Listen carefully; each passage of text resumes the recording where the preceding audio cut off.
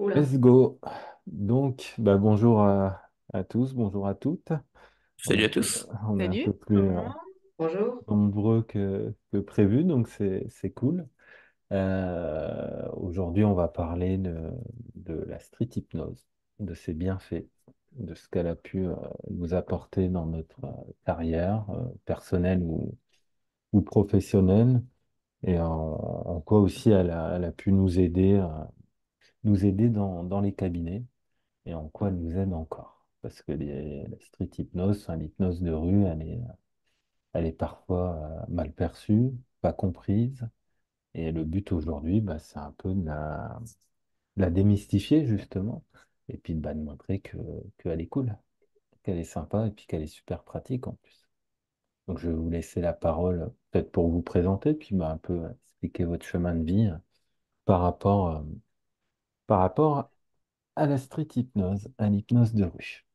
Donc, écoutez, je vais laisser la parole à Nathalie dans l'ordre de mon écran, puis ça descendra, tout simplement. Ok.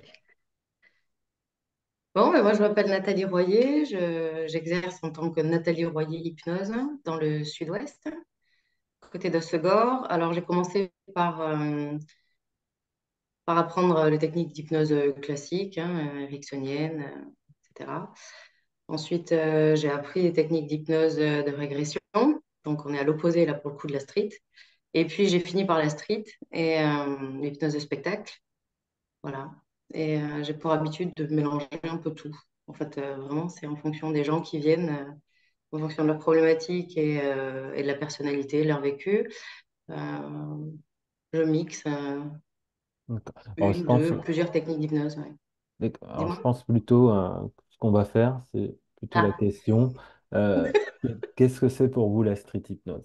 Je pense que ça va nous permettre de rester concentré sur le sujet, comme ça évite qu'on aille ok. dans tous les sens. Donc, Alors, pour moi, la Nathalie, street, qu'est-ce que ouais. c'est Alors, pour la toi la street. street hypnose? La street, c'est juste, pour moi, c'est un outil hyper rapide qui permet d'être en transe hyper rapidement, d'atteindre cet état de transe sans perte de temps. Et en cabinet, je spécifie en cabinet ou tu veux un truc Ah général? après, tu es libre. Oui, Ok, justement, là, ok. c'est juste pour qu'on reste Donc en concentré. cabinet, Voilà. d'accord, ça marche. Donc en cabinet, ça permet pour moi de lever des blocages plus rapidement pour atteindre la transe plus rapidement, la transe profonde plus rapidement. Voilà, j'utilise de cette manière-là. D'accord. Et puis dans la rue, forcément, là pour le coup, je fais pas du spectacle, mais je l'utilise pour faire expérimenter l'état d'hypnose et essayer de désacraliser un peu le côté fascinant, peur et les blocages à ce niveau-là, quoi. Donc là, déjà, trois, quatre points à revenir intéressants. Peur, blocage, transe profonde. On va y Mm. revenir après, si tu veux bien. Ouais. C'est cool, là, déjà. Ça nous envoie, tu vois, sur des pistes. Après, j'ai Samantha qui est en bas de mon Salut à écran. tous. En fait, pour moi, la street hypnose, c'est surtout ramener l'hypnose dans la rue. Pouvoir un petit peu démocratiser l'outil de l'hypnose. Parce qu'on a souvent tendance à faire un clivage entre le milieu du spectacle, peut-être Eve pourra nous en parler davantage, mais le milieu du spectacle et le milieu de la thérapie. Et en fait, ça permet de démocratiser en fait l'hypnose, mais peu importe la manière dont on fait l'hypnose, que ce soit une hypnose plus classique ou plus ericksonienne, mais amener justement une technique d'hypnose dans la rue pour démocratiser la technique, pour faire passer un bon moment. Et puis surtout pour s'amuser, en fait, hein, parce que moi, c'est vraiment très récréatif ce que je fais. Bien sûr que ça nous approche, ça nous apporte des approches différentes en cabinet, avec une dimension des fois un peu plus ludique, avec des outils qui nous permettent de gagner du temps sur les inductions. Mais surtout, pour moi, c'est un partage, c'est des rencontres, c'est un partage avec des gens, faire connaître un petit peu ce qu'on fait, même si c'est pas exclusivement ça qu'on fait, mais juste, voilà, c'est des rencontres, des partages dans un sens comme dans l'autre, quoi. Ok, cool, intéressant. Alors, du coup, il y a Charlie qui est, si on continue Mais dans l'ordre. du coup, moi, je rejoins l'avis de Samantha. C'est surtout du partage, c'est d'amener l'hypnose dans la rue pour le faire vivre aux gens, la démystifier en quelque sorte pour casser tout ce qui est préjugé, toutes les fausses croyances qu'il peut y avoir dessus. Et c'est surtout de permettre aux gens de passer un bon moment, de découvrir ce que c'est, et puis voilà, juste de partager. Pour moi, c'est vraiment l'essence même de l'hypnose de rue, c'est de pouvoir être avec les gens, la faire découvrir et surtout kiffer. Cool.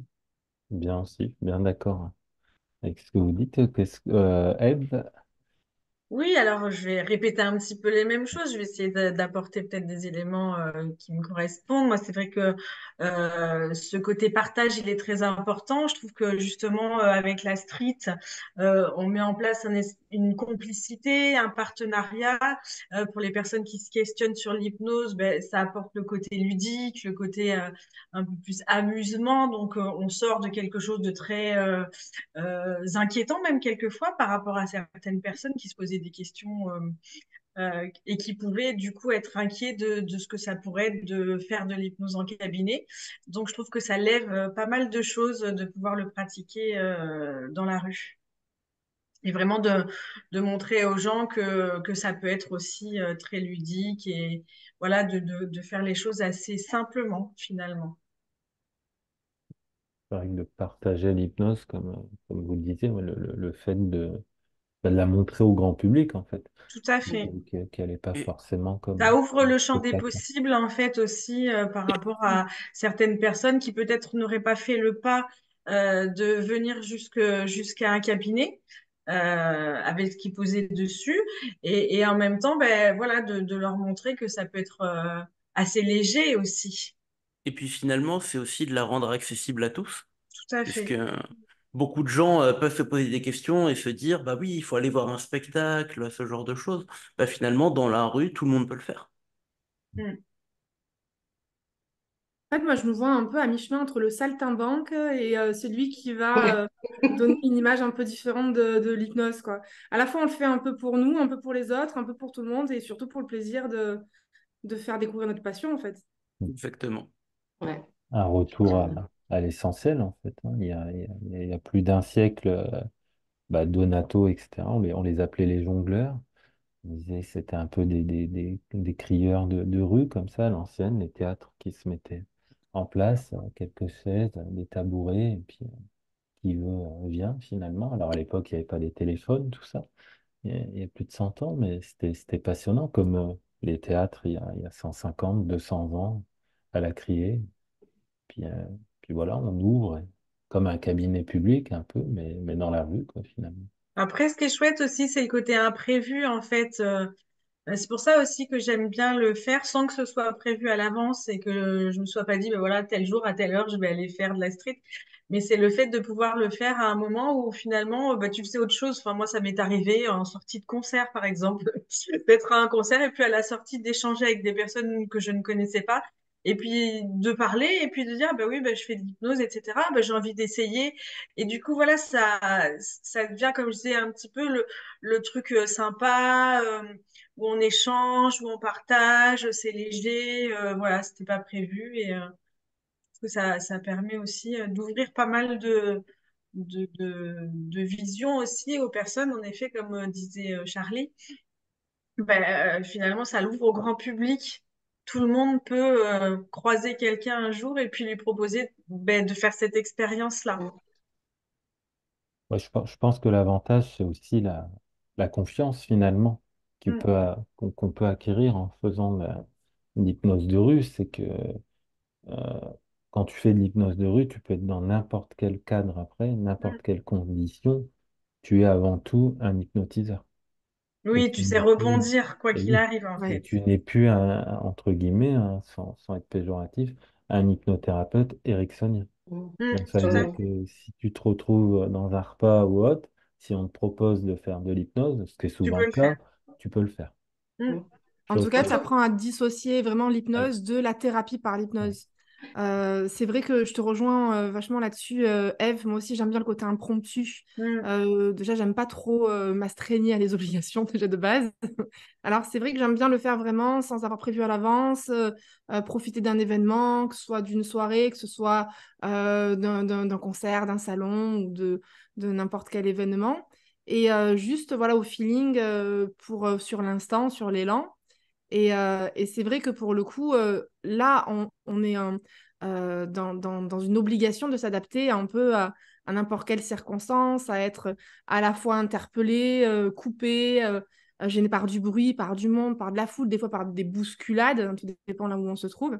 Et en fait, on est un peu en mode hypno vs wild, quoi. Je veux dire, on est obligé de s'adapter à l'environnement quoi qu'il arrive. Et ça facilite vachement au niveau du cabinet derrière. À fond, à fond. Moi, je trouve que ça démystifie vachement la croyance limitante de l'hypnothérapeute engoncé dans ses baskets. Et, euh, et en ça, moi, je sais que c'est un plus pour tous les gens qui viennent, quoi. Quand on fait découvrir, enfin, en tout cas, quand je fais découvrir l'hypnose de rue, là aussi, je te rejoins, Eve, c'est souvent de façon impromptue comme ça. Je fais pas de spectacle, donc ça se présente comme ça se présente. Mais souvent, j'ai un retour de ah, mais c'est ça, mais c'est juste génial. Je pensais pas que je pouvais le faire. Rien que ça, on casse toutes ces croyances qu'on a engoncées en nous-mêmes, quoi, sur ça n'est accessible qu'à une certaine catégorie de personnes, où j'en ai peur, ne serait-ce que la peur, parce que alors, Oui, tout à fait. dès qu'on lève le doute sur cette peur, bah, tout de suite, la porte est ouverte, quoi, et tout le monde veut rentrer. Tout le monde veut essayer cette technique-là, qui pour moi est juste géniale, puisqu'elle est naturelle. Par des méthodes naturelles et simples, on arrive à faire des miracles. Et elle est encore méconnue. Donc, l'hypnose de spectacle, pour moi, l'hypnose de rue, elle permet d'ouvrir l'hypnose à tout le monde et que tout le monde se pense euh, légitime de pouvoir essayer ce genre de technique et de pratique.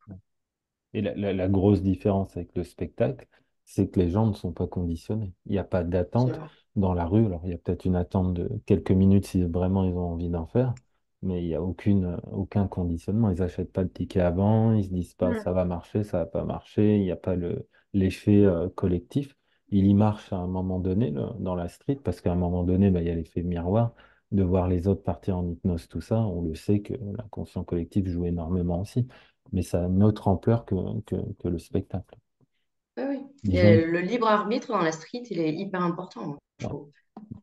sans Hyper être, important. sans être, alors tout dépend après, et ça on va y venir aussi après, parce que c'est intéressant aussi, sans être euh, péjoratif avec le monde du spectacle, c'est que dans la rue, ils vont être moins des marionnettes que sur le spectacle, Mm. de mon point de vue. Sur le spectacle, ça va beaucoup plus être égocentrique finalement par rapport à l'hypnotiseur que dans la rue. Enfin, Après, il a un Là devoir où, de show aussi dans le ouais, spectacle. il y a un show, donc Voilà. c'est normal, il y a un compte-rendu à faire, quoi. Enfin, il y a des Mm. gens qui ont payé en plus la plupart du temps, donc il faut assurer. J'imagine que c'est une autre pression que je ne connais pas. Donc ça doit être même particulier de se dire, bah, tu as intérêt aussi à trouver des sujets euh, qui soient... c'est c'est assez différent, puisqu'en spectacle, tu as tout l'aspect gestion de public. Là où dans la rue, en fait, quand je suis dans la rue, quand je pratique dans la rue, c'est mon volontaire ou mes volontaires et moi. Ce qui se passe autour, comme dit, on s'adapte, je fais attention, mais les gens qui regardent, j'ai pas à m'en préoccuper. Et c'est ça qui fait qu'il y a une grosse différence, c'est que tu peux vraiment profiter avec ton ou tes volontaires dans la rue, plus que ce que tu peux le faire en spectacle. Et puis, tu as peut-être plus la facilité aussi du SAV, en fait, pouvoir vérifier, calibrer que la personne, au niveau de son état interne, quand tu as fini de travailler avec elle, de lui faire vivre une expérience, tu t'assures vraiment à 100% que quand elle repart chez elle, elle est bien et qu'elle C'est a ça. vécu un bon moment. Oui, Alors que c'est vrai que sur du quantitatif, c'est plus difficile justement de s'assurer que ça a été OK pour tout le monde. Ça me semble même en fait impossible, à moins que tu aies un staff qui tourne dans la salle en même temps. Mais forcément, sur le quantitatif, il y a des dégâts. Alors que là, quand tu es vraiment en petit comité comme ça, il peut y avoir des personnes qui sont un peu plus loin, qui vont se laisser aller sur l'hypnose, alors que c'était pas elle qui était orientée au début. Mais tu vas quand même avoir un peu plus de contrôle sur comment ça va être vécu par la suite, quoi, sur l'instant et par la suite. c'est vrai. C'est vrai que là, on peut gérer mieux, on peut plus facilement, je suppose, gérer les réactions que quand on a une grosse salle de Mm. spectacle où on voit sortir des gens des salles de spectacle à moitié zombies et vachement mal dans leur peau, alors qu'en fait, ils auraient dû vivre une expérience top. Simplement parce qu'ils n'ont pas eu ces 1, 2 minutes qui permettent de revenir vachement bien. Et ça, c'est vrai. Je pense que l'hypnose Mm. de rue, elle est un peu plus dans la bienveillance, enfin, selon comment elle est pratiquée, hein, Bien que sûr. sur une scène avec du monde, Bah, c'est quoi. surtout que tu as plus le temps de le faire. Après, moi, je sais pas, peut-être ça vous est déjà arrivé aussi, mais moi, ça m'est arrivé lors de spectacles, à la fin, où j'assistais en tant que spectatrice, à la fin, de voir qu'il y a quelqu'un qui était dans le gaz et d'aller lui proposer de le Oui, réassocier, de lui permettre de repartir, parce que bah, tu as toujours un peu la question de te dire, ils vont prendre la voiture, ils vont se planter dans un palmier, dans un platane, pardon, les palmiers, on n'en a pas trop chez nous, ça dépend où. Mais voilà, tu te dis, tu as un peu plus de contrôle là-dessus. Mais Même effectivement, pendant, même au-delà de la pendant, fin, même pendant, moi, ça m'est arrivé, pour pas le nommer, d'aller voir Mesmer. Et ben, dans un zénith, forcément, il y a du monde. Et d'avoir une jeune fille juste à côté et de voir que là, il y avait un souci et de me lever et d'aller la sortir de là parce que ben, forcément, comme tu le ouais. dis, ben, le staff, il y en a pas un, à tous les rangs, hein. Donc, Après, Ça m'est déjà arrivé aussi. mm, Tu parles de Mesmer, mais également une personne qui n'arrivait pas à se réveiller, qui était dans mm, sa transe et qui n'émergeait pas. Et finalement, bah, moi, j'ai quand même pris l'initiative d'intervenir parce que, voilà, je voulais pas la laisser comme ça. Je voulais qu'elle puisse c'est ça. profiter de son spectacle sur lequel elle était venue. Donc, voilà, je suis intervenu et ça s'est bien passé par la suite. Ouais, Mais ouais, ouais. c'est ouais, c'est vrai peut-être plus le côté que thérapeute, là. les staffs ne Ouais. peuvent pas avoir les yeux partout, donc c'est Tout compliqué. à fait. C'est pour ça que ben voilà, moi c'est pareil. J'y suis allée et la sortir de ce mauvais pas, qu'elle puisse voir la fin du spectacle. Et la personne qui l'accompagnait, en fait, elle était aussi stressée que de voir son ami là, pas bien du tout, hein. Donc, mais C'est voilà, peut-être comme j'ai entendu, je sais pas qui l'a dit, j'ai pas vu, mais il y a aussi le côté thérapeute là, hop, là qui reprend le dessus, de se dire ah non non, bienveillance envers C'est tout le ça. monde et on va la sortir de là. c'est peut-être C'est toute ça. la Après, pour faire différence. que de l'hypnose de rue, simplement, je ne sais pas si, il y a cette conscience thérapeutique après, Mm. derrière. Après, Bah, moi, j'ai envie de poser la question, en soi, y a-t-il pas une forme de thérapie à le faire dans la rue? Puisque souvent, ça c'est d'expérience. Quand je sors d'une séance, je vois les gens avec des étoiles plein les yeux qui viennent te remercier d'avoir passé un super moment.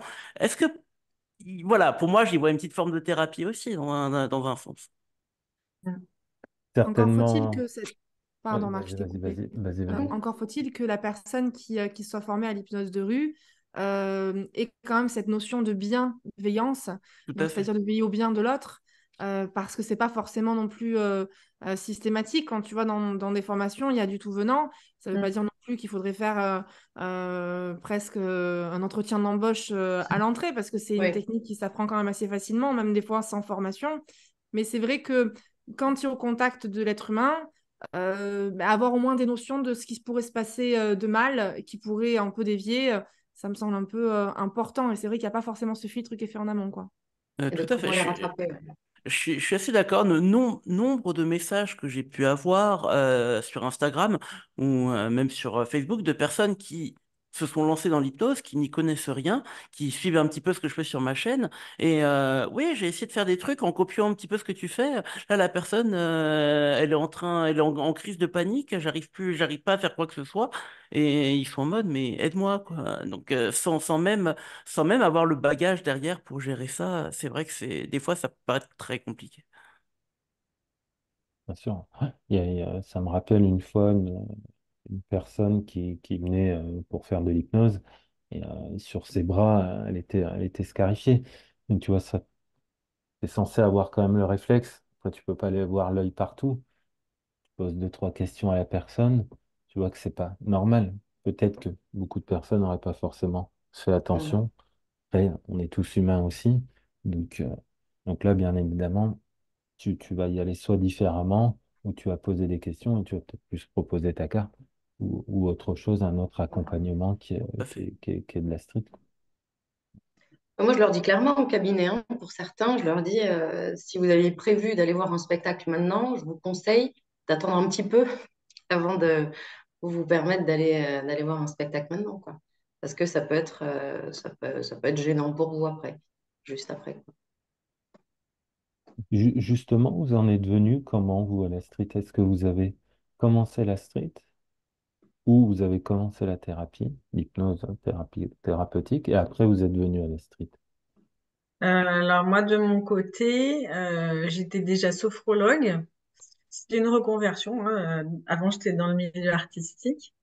Et du coup, j'ai enchaîné, ben, l'intérêt pour l'hypnose est arrivé assez vite. Donc, j'ai commencé par la street, puis ensuite, j'ai fait thérapie, plusieurs formations. pense que c'est très intéressant, on va voir les autres, mais de commencer par la street Mm. plutôt que la thérapie. Moi, j'ai fait le contraire, j'ai commencé par la thérapie et après la Ouais. street. Moi, c'est marrant, Mais- je sais pas qui de l'œuf ou la poule. Ouais. Parce qu'en en fait, ma toute première activité professionnelle, quand j'avais 19-20 ans, c'était du porte-à-porte dans le commerce. Et donc, en fait, je devais faire la démarcheuse en permanence. Et je crois qu'en fait, je faisais déjà de l'hypnose parce qu'on utilisait en fait des techniques pour aller harponner les gens de façon intuitive, avec la mise en avant de certains arguments, avec du non-verbal, avec en fait un petit peu tous les ingrédients qu'on peut avoir quand on fait de l'hypnose de base déjà. Après, j'ai commencé plus officiellement par la thérapie, mais avant de me former à la thérapie, je tentais déjà des trucs avec des vidéos YouTube que j'avais chopées à droite et à gauche pour essayer de m'exercer un peu. J'avais eu quelques résultats, mais en formation et en pratique professionnelle vraiment établie, c'est quand même plus la thérapie qui a été au démarrage et après l'hypnose de rue, quoi. Mais quasiment systématiquement les deux en même temps, hein, presque simultanément. Ah, donc, t'as C'est pas que fait. j'ai un peu le même cursus que toi. J'ai Ah ouais? commencé par le porte-à-porte dans Ça une forge, hein. entreprise. Ah, mais Ça forge, au moins on n'a pas peur de se prendre des refus après derrière. bah là, pour le coup, c'est l'école de la rue, quoi. C'est la C'est ça. sonnette en premier, tu vois, et j'ai fait ça pendant quelques années. Donc, je te rejoins absolument, absolument sur ces techniques de base qu'on a tous en nous, plus ou moins dans le commercial. Voilà. Et après, j'ai fait le cursus thérapeutique. Mais le spectacle m'a toujours tenté. Je me disais, ouais, ça va pas être pour moi. C'est un truc, ça doit être un truc de fou et tout. Quand je commençais à goûter à ça, à hypnose de rue, mais c'était mort, quoi. C'était fini. Moi, j'étais plongée dedans, piqûre, tout. Je ne vibre que par l'hypnose. Surtout qu'en plus, c'est une super technique quand je reçois des gosses en cabinet. Mm. Mais c'est génial pour les détendre, pour les amuser, leur donner des trucs pour qu'ils puissent coller, parce que je dis tout, moi. Je raconte tout et je désacralise tout. Je leur donne des trucs pour coller les doigts de papa-maman. Enfin bon, c'est juste dingue pour toute la systémique quand tu reçois en cabinet. C'est fort, quoi. Donc après, je crois qu'une fois qu'on est piqué de partout, on respire hypnose tout le temps, en fait. C'est ça. Je fais une aparté pour les téléspectateurs qui vont suivre. Il faut savoir que Eve et Nathalie ont été prévenus 5-10 minutes avant. Et on voit qu'ils sont passionnés. Bon, en même temps, vous n'êtes pas là par hasard, mais de l'hypnose de rue, c'est cool, c'est fluide. On va laisser Charlie.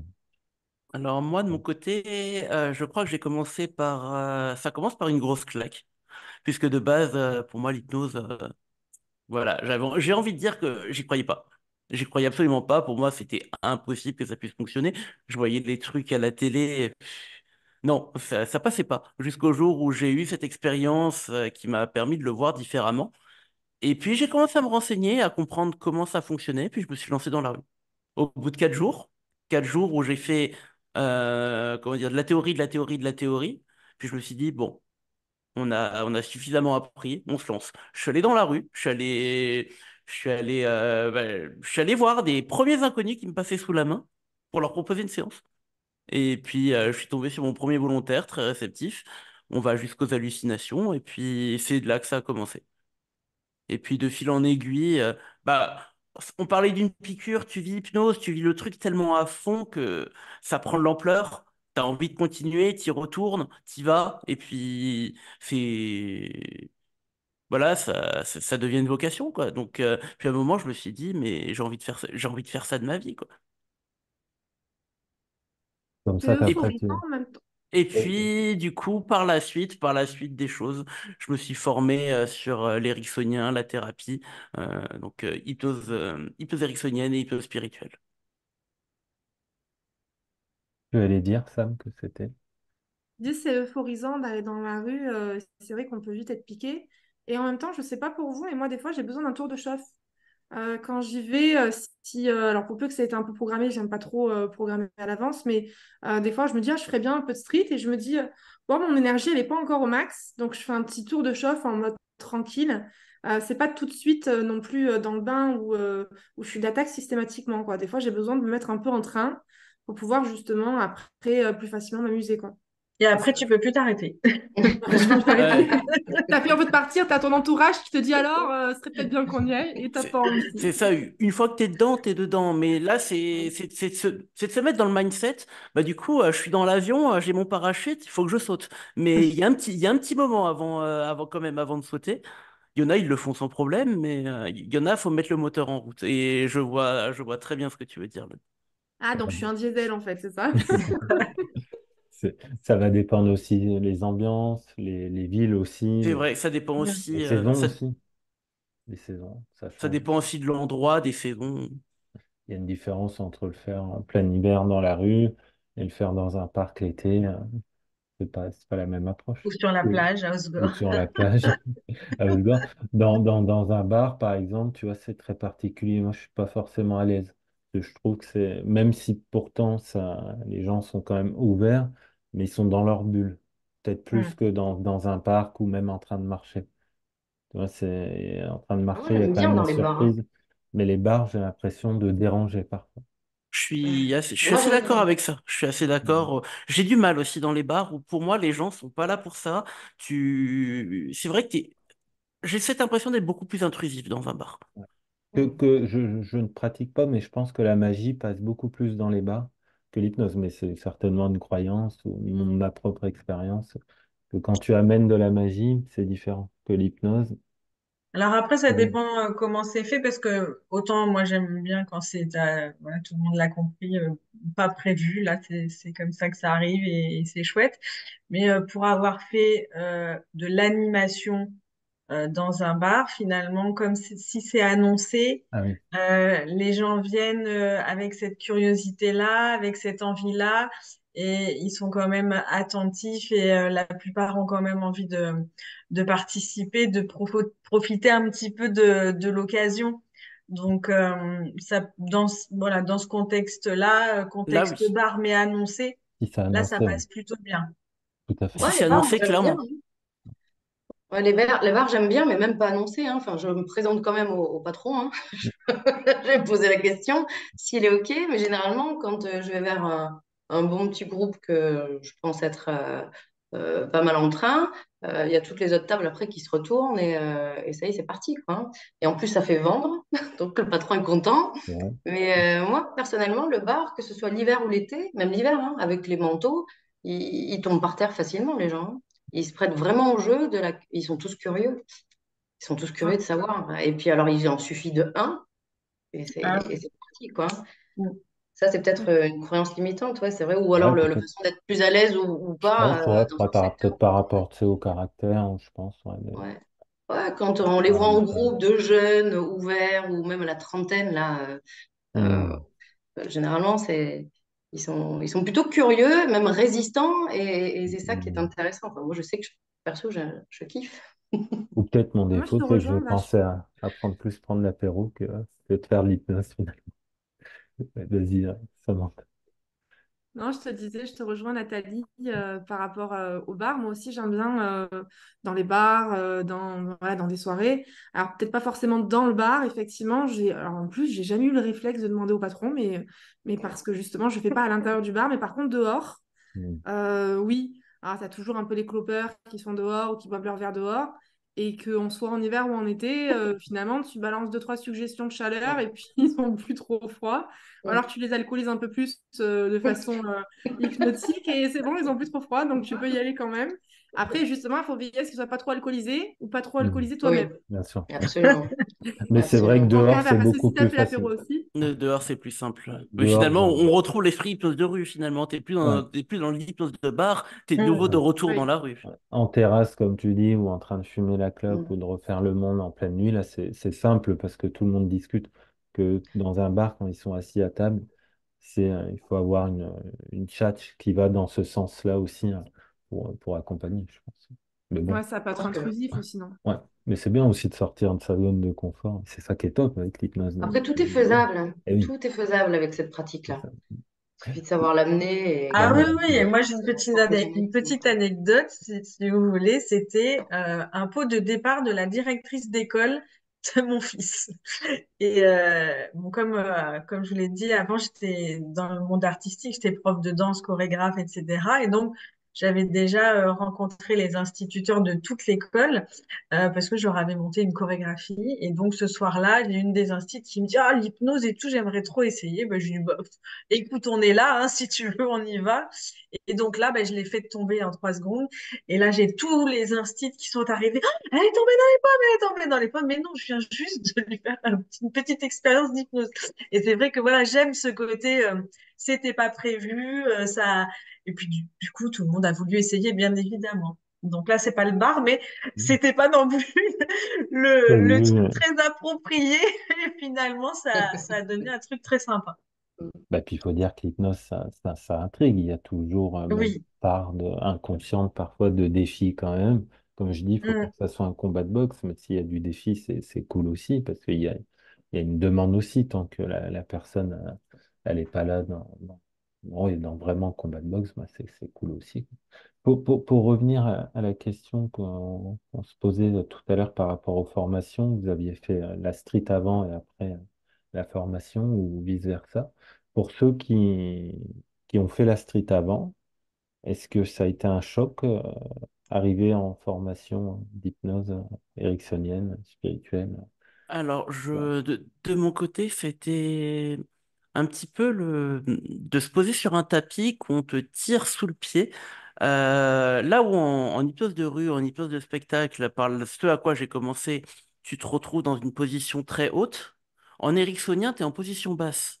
Et c'est là que ça a été très compliqué pour moi de lâcher un petit peu cette position haute pour partir sur de la position basse en langage flou, en mode si tu veux bien ce genre de choses où c'était assez compliqué. Peut-être que tu pourrais voir si tu le veux bien, ce genre de choses. Voilà, donc c'était plutôt que et maintenant il va se passer ça, c'est très directif en hypnose de rue. Et donc j'ai eu beaucoup de mal à lâcher ça. C'est pour ça là où je pense que de passer de la thérapie à l'hypnose de rue, c'est bien plus facile. Mais ça dépend de chacun après, j'ai envie de dire. Et je sais que moi, j'ai beaucoup nagé avant d'être à l'aise en ericksonien. Moi, j'ai eu de la difficulté à l'inverse, moi, hein, puisque j'ai fait le chemin inverse de toi. Savoir que dès que je suis passée en spectacle, j'avais du mal à me défaire de la lenteur et de la thérapie. Savoir que le côté directif, ça a été très compliqué. Le positionnement aussi haut, ça a été très compliqué pour moi aussi. Et donc, à l'inverse, peut-être, bon, c'est Mhm. des habitudes qu'on prend, hein, quelque part. Ok. Et une fois qu'on arrive à faire un mix des deux, après, c'est plutôt sympa. Tout à fait. Mais est-ce qu'on n'est pas un peu imprégné également aussi de croyances nous-mêmes par rapport à ça? Parce qu'il y en a certains qui vont faire de l'hypnose de rue avec des techniques très permissives, avec une posture assez basse, et pas forcément une posture un peu haute comme on pourrait l'imaginer dans la posture de l'homme ou de la femme de spectacle.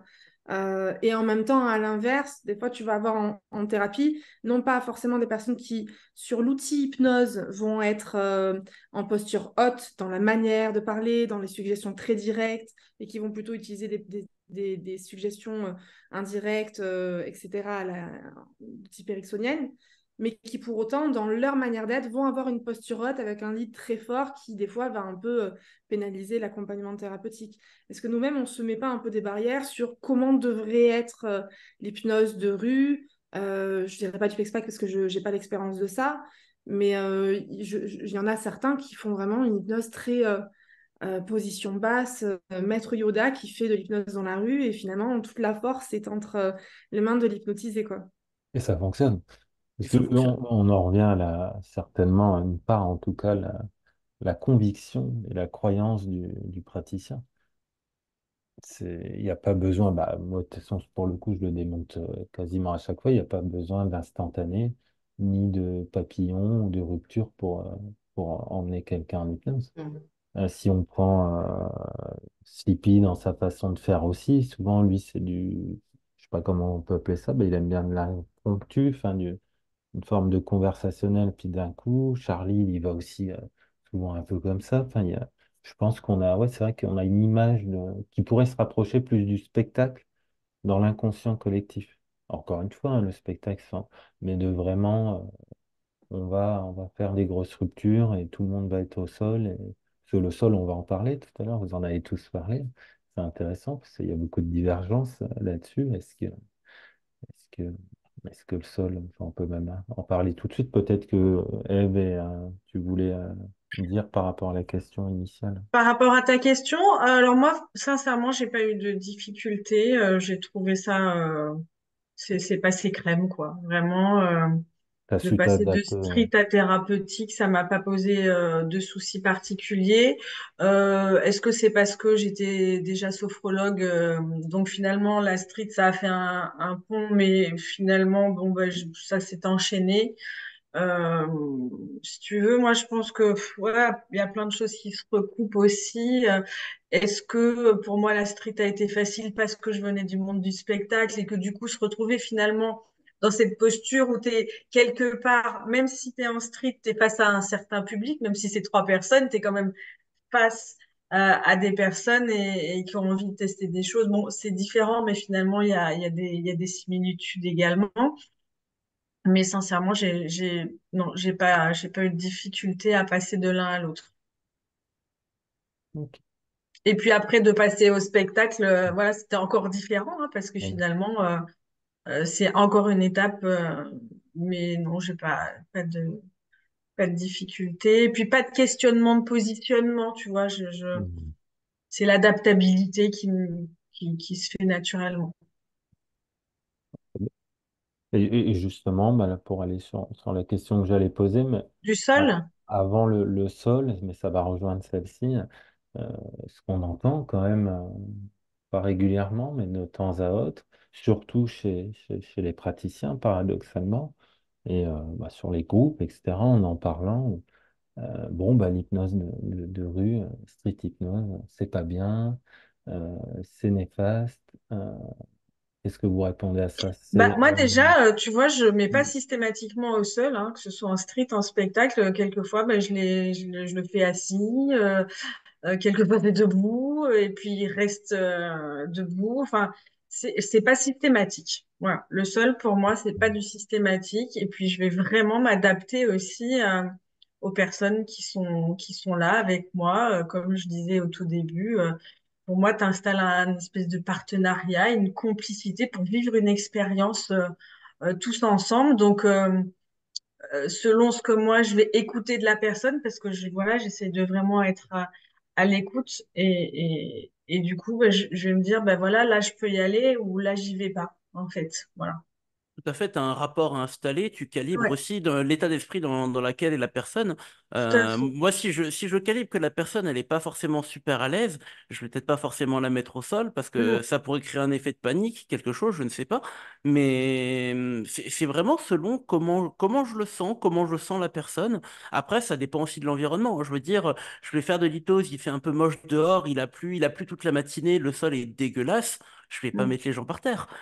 clairement, Et donc, c'est vraiment une question, comme tu le dis, d'adaptabilité, où vraiment tu fais selon ce qui se présente à toi. c'est ça. Je sais que Personnellement, je le fais rarement. Je le fais de temps en temps, mais c'est pas trop ma philosophie. Par contre, j'ai l'impression qu'il y a quand même une attente du public finalement dans l'inconscient collectif, ne serait-ce que par Mesmer, que je remercie à chaque fois. Ce Mesmer, il a tracé le chemin. C'est pour ça que dans ma conception, il n'y a pas besoin de pré-talk ou autre. Tout le monde connaît l'hypnose, tout le monde connaît Mesmer, tout le monde attend ça. Donc finalement, coucher les personnes, je pense que c'est, c'est plus un débat chez les praticiens que chez les gens eux-mêmes qui le vivent, parce que derrière, il y a une attente. Et on le voit hein, dans les groupes qu'on fait de l'hypnose dans la rue ou autre, ils attendent finalement ça. Pour eux, c'est même un élément marquant. Après, il faut savoir que même chez les anciens, tout ça, pourquoi il est couché? Parce que ça, ça, ça approfondit la transe. Le fait d'être couché, ça valide aussi, hein. Donc il y a un côté technique aussi à coucher. Bon, après, je trouve que c'est quand même intrusif, mais ça me regarde. Après, je le fais hein, de temps en temps, j'ai même des vidéos où je le fais, en pleine rue, en plein hiver, donc je suis pas blanc comme neige non plus, comme on dit, mais je préfère debout ou assis. Mais après, encore une fois, je pense que le public ne se pose même pas la question, en fait. Eux, ils attendent ça. Oui, il y a d'autres manières de rendre le spectaculaire que de les faire tomber. Oui, aussi, bien sûr. Parce qu'ils Alors, attendent, en tomber, fait, ils attendent ça. Ils attendent du spectaculaire à bien chaque sûr. fois. On reste toujours dans cette croyance de c'est magique, alors que pas du tout. Et puis, Mais ils attendent ce spectaculaire. Après, tomber, c'est facile. Enfin, et c'est puis après, facile. après, il y a tomber et tomber. Il y a de toute Voilà. façon coucher quelqu'un au Là sol. encore, oui. Là encore, il y a différentes Oui. pratiques. Oui, Il y a là, ceux qui font comme ça et qui lâchent l'affaire, puis il y a ceux qui sont un peu plus dans la bienveillance, voire trop dans l'empathie même, et à C'est accompagner. et bah, en c'est ça, étant. il y a le fait de les accompagner au sol, ou certains hypnotiseurs que j'ai pu voir, et dont là je suis absolument pas d'accord, c'est le fait de leur faire manger le sol. Et là, Ouais. Mm. c'est un peu moins éthique, je Ah trouve. oui, oui, bien sûr. Et puis Alors, dans le fait de les mettre au sol, et on en viendra aussi à ce point-là, il y a aussi le contact, et que beaucoup, enfin beaucoup trop d'hommes hypnotiseurs en profitent aussi, parfois inconsciemment, pour, euh, pour rentrer dans une limite de la ligne rouge. À quel moment tu touches les personnes comme ça, souvent les femmes, bien évidemment, et que tu les mets au sol et que tu en profites. Et ça, on le voit dans beaucoup de vidéos. Ça, c'est un point à souligner. alors moi, pour ma part, quand je suis dans la rue, je fais en sorte d'éviter de les mettre au sol, justement. Quand je suis dans un espace privé, dans un presque à huis clos, enfin, ça se produit. J'essaie d'éviter qu'ils s'éclatent au sol, par contre, hein, donc tant qu'à faire. Si malheureusement il y a une rencontre avec le sol un peu trop brutale, en tout cas, c'est plus un accident qu'autre chose. Soit c'est parce que j'ai pas réussi à rattraper la personne parce qu'elle était trop imposante par rapport à mon gabarit à moi, ou parce que en fait son cerveau il a anticipé la suggestion avant même que je propose, que j'accentue sur la tonicité ou sur le fait de dormir debout. Bah, du coup, là, effectivement, tu te démerdes un peu comme tu peux pour éviter que la rencontre avec le sol soit trop brutale. Mais sinon, dans la rue, moi, personnellement, j'aime pas trop le faire, sauf si bah, forcément la personne, elle a basculé, bah, tu l'accompagnes au sol, parce que sinon, tu peux pas trop la rattraper. Mais j'évite de les mettre au sol parce que bah, le sol, ça peut être sale. En fonction, moi, je sais que je suis... Enfin, j'aime pas trop salir mes habits. Donc, du coup, me mettre au sol, ça m'embêterait. Donc, j'évite de le faire de l'autre côté. Et puis après, je me dis, mais est-ce que vraiment ça me sert? Est-ce que ça me sert vraiment à quelque chose? Alors effectivement, ça peut renforcer également aussi une certaine suggestibilité pour faire passer d'autres suggestions derrière. Mais est-ce que vraiment ça m'est essentiel? Pour ma part, non. Donc du coup, si ça m'est vraiment pas utile particulièrement, j'ai pas d'intérêt à le faire. Après, quand c'est en espace un peu plus à huis clos, bah, souvent je vais le faire sur une chaise ou si je sais que voilà, elles peuvent partir un peu vite, tout dépend le degré de réceptivité, je vais le faire de façon un peu plus sécure, quoi.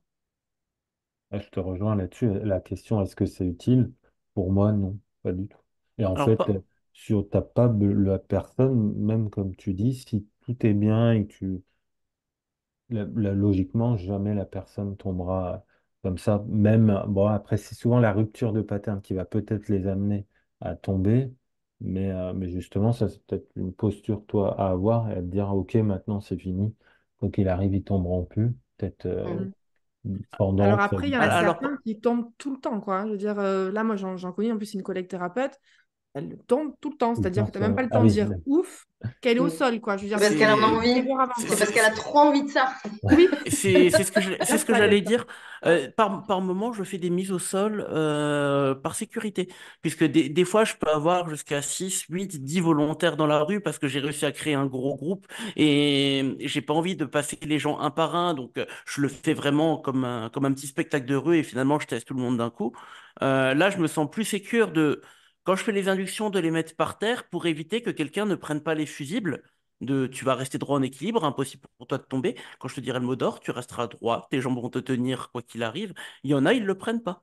Et moi, ça me permet vraiment de pouvoir m'occuper de tout le monde, de les mettre au sol, sans avoir peur que pendant que je suis en train de faire l'induction sur le mec d'à côté, bah, il y ait celui sur lequel je viens de Mm. passer qui s'éclate au sol. Et donc, pour moi, il y a aussi, par moment, et là encore, c'est une question de contexte, par moment, pour moi, c'est beaucoup plus rassurant parce que ça peut me permettre de vraiment me concentrer sur chaque volontaire pendant que je sais que l'autre, il est en transe, il est au sol, il va rien lui arriver. Ça Mm. peut être aussi une option. Ouais. C'est Mm. vrai que moi, je fais rarement, par exemple, en groupe. Ça va plutôt être individuel. Donc, j'ai pas le même regard que toi de faire un groupe de personnes hypnotisées. Du coup, je suis focus sur une seule personne, généralement. C'est ça. Après, pour la technique en elle-même, entre ce que disent les anciens, etc., est-ce que c'est valable vraiment de les coucher? Est-ce que ça approfondit vraiment? C'est toujours pareil, c'est difficile à quantifier. Peut-être dans un spectacle, parce qu'il y a quand même l'effet ouais, collectif. Il y a quelque chose qui valide, qui dit, ben, s'il se passe bien quelque chose, ils se couchent pas naturellement comme ça au Oui, mais sol. ça marche aussi assis, hein, en spectacle. Si chacun est sur sa chaise et tu C'est fais une vrai. rupture assise, Ouais. visuellement, il y a quand même quelque chose qui dit que ah, là, il s'est passé un truc. Et on en vient à la question là, qu'on avait notée aussi, c'est justement le contact, le toucher. Quelle est votre philosophie là-dessus? Est-ce que vous demandez? Est-ce que, bah non, vous ne demandez pas, vous y allez? Est-ce que c'est quelque chose que vous faites attention?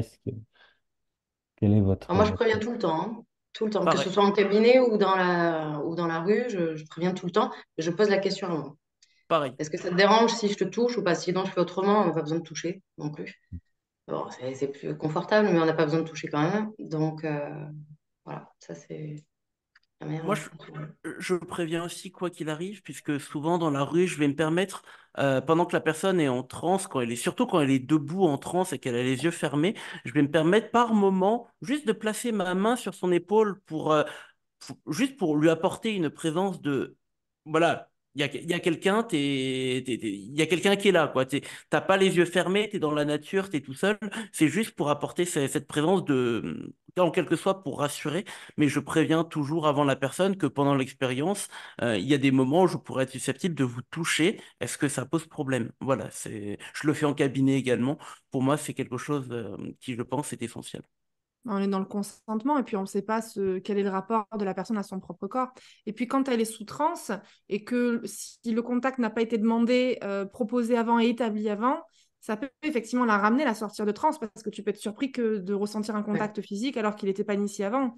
Après, moi, je vais pas forcément trop demander est-ce que je peux vous toucher. Alors bien sûr, les zones que je vais toucher, ça va être des zones publiques, donc enfin presque publiques. C'est quand même assez rare que les gens ils aient un problème à ce qu'on touche les bras, les poignets. Alors la nuque, le visage, ça reste un peu plus intime déjà, mais quand le premier contact est établi, je vais plutôt le tourner du genre est-ce que je peux vous emprunter un bras? En plus, Hmm. je rajoute un peu de dissociation au passage, ça m'aide bien. Mais voilà, ça va être dans ce sens-là. Après, je pense qu'il y a quand même une différence.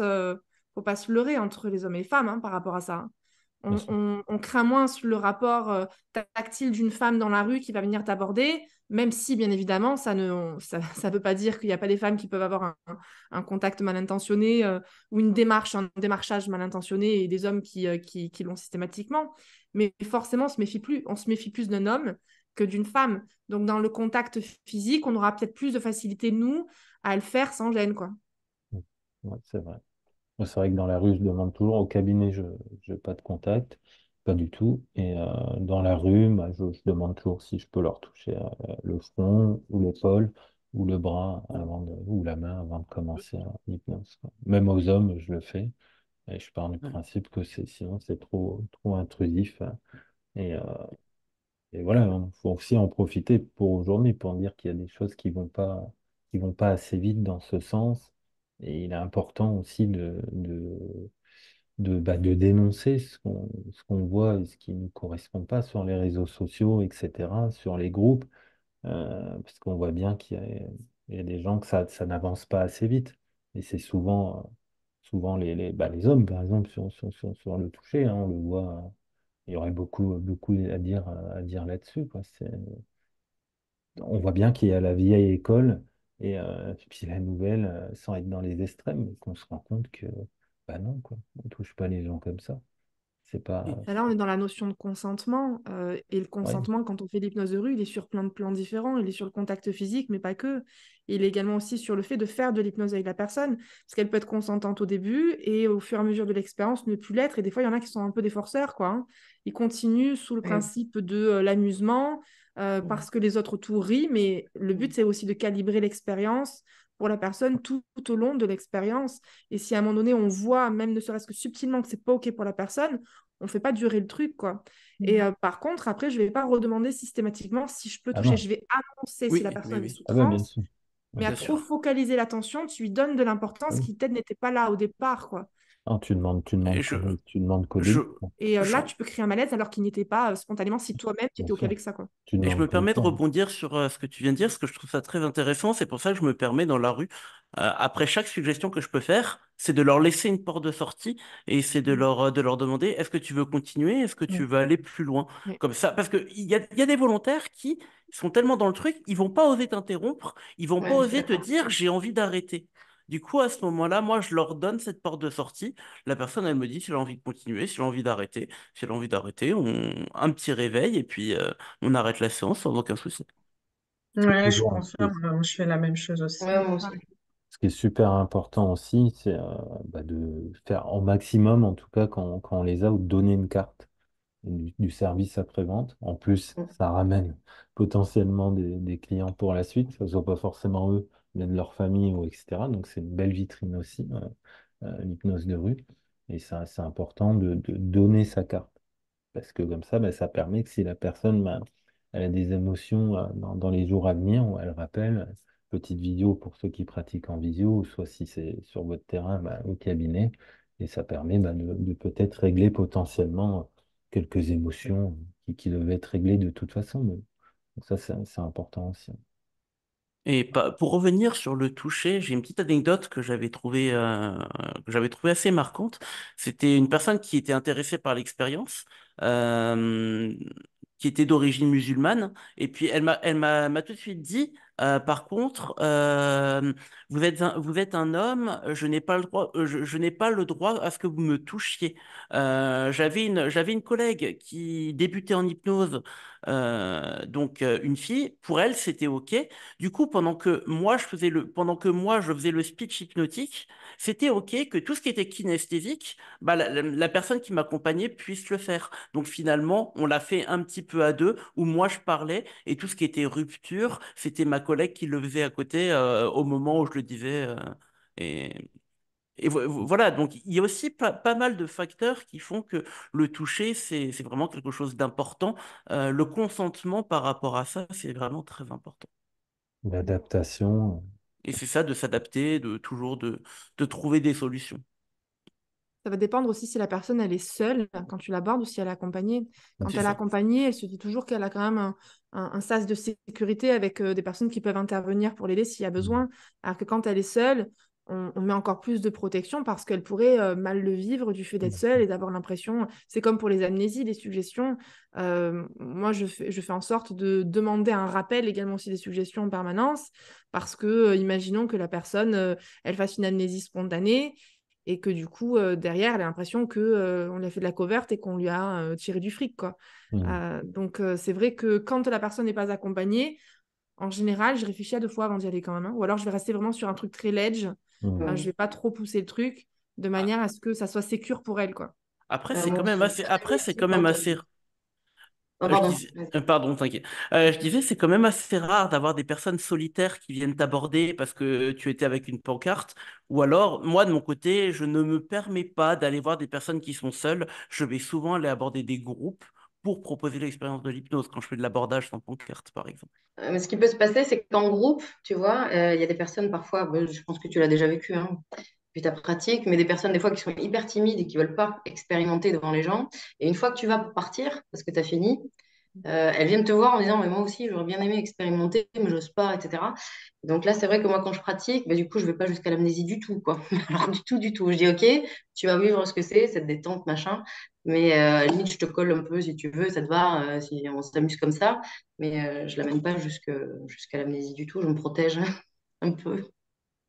Je la Mais t'en as protège, qui mais je font me des protège amnésies aussi, quoi. spontanées. Même si tu vas pas jusqu'à Ouais. l'amnésie, moi non plus, je vais pas jusqu'à l'amnésie du chiffre 7 ou des trucs à la con. Mm. Mais après, ça revient. Mais il y en a qui font des amnésies spontanées. Donc, du coup, faire en sorte d'envoyer aussi des suggestions de retour à la mémoire. Très Tout léger, ce hein. qui Ouais, pourrait Moi, ouais, passer pendant ouais, la ouais. séance, hein, pas de façon je le générale fais aussi. systématiquement. Oui, pour éviter, en fait. Et puis, tout simplement aussi pour leur faire se rendre compte de l'expérience qu'ils ont vécue. Parce que si c'est pour pas en profiter parce que tu as fait une amnésie de tout le truc, c'est un peu con, quoi. Ouais. Oui, Et c'est puis, un peu comme et en c'est ça. cabinet, hein. Et c'est Ok. c'est ça qui est génial, surtout, moi ça c'est ce que j'adore, c'est ces personnes-là qui vont faire des amnésies spontanées en hypnose de rue, tu leur fais vivre un truc incroyable, quand tu les réveilles, ils s'en rappellent pas, et c'est au moment où tu vas leur dire, et tu vas voir qu'à trois, tu vas pouvoir te souvenir de tout, un, deux, trois, et que là tu vois dans ses yeux, oh putain, il a vécu ça, et c'est là que c'est incroyable, parce que leur réaction par rapport à ce qu'ils viennent de se souvenir d'avoir vécu, c'est génial, ça n'a pas de prix.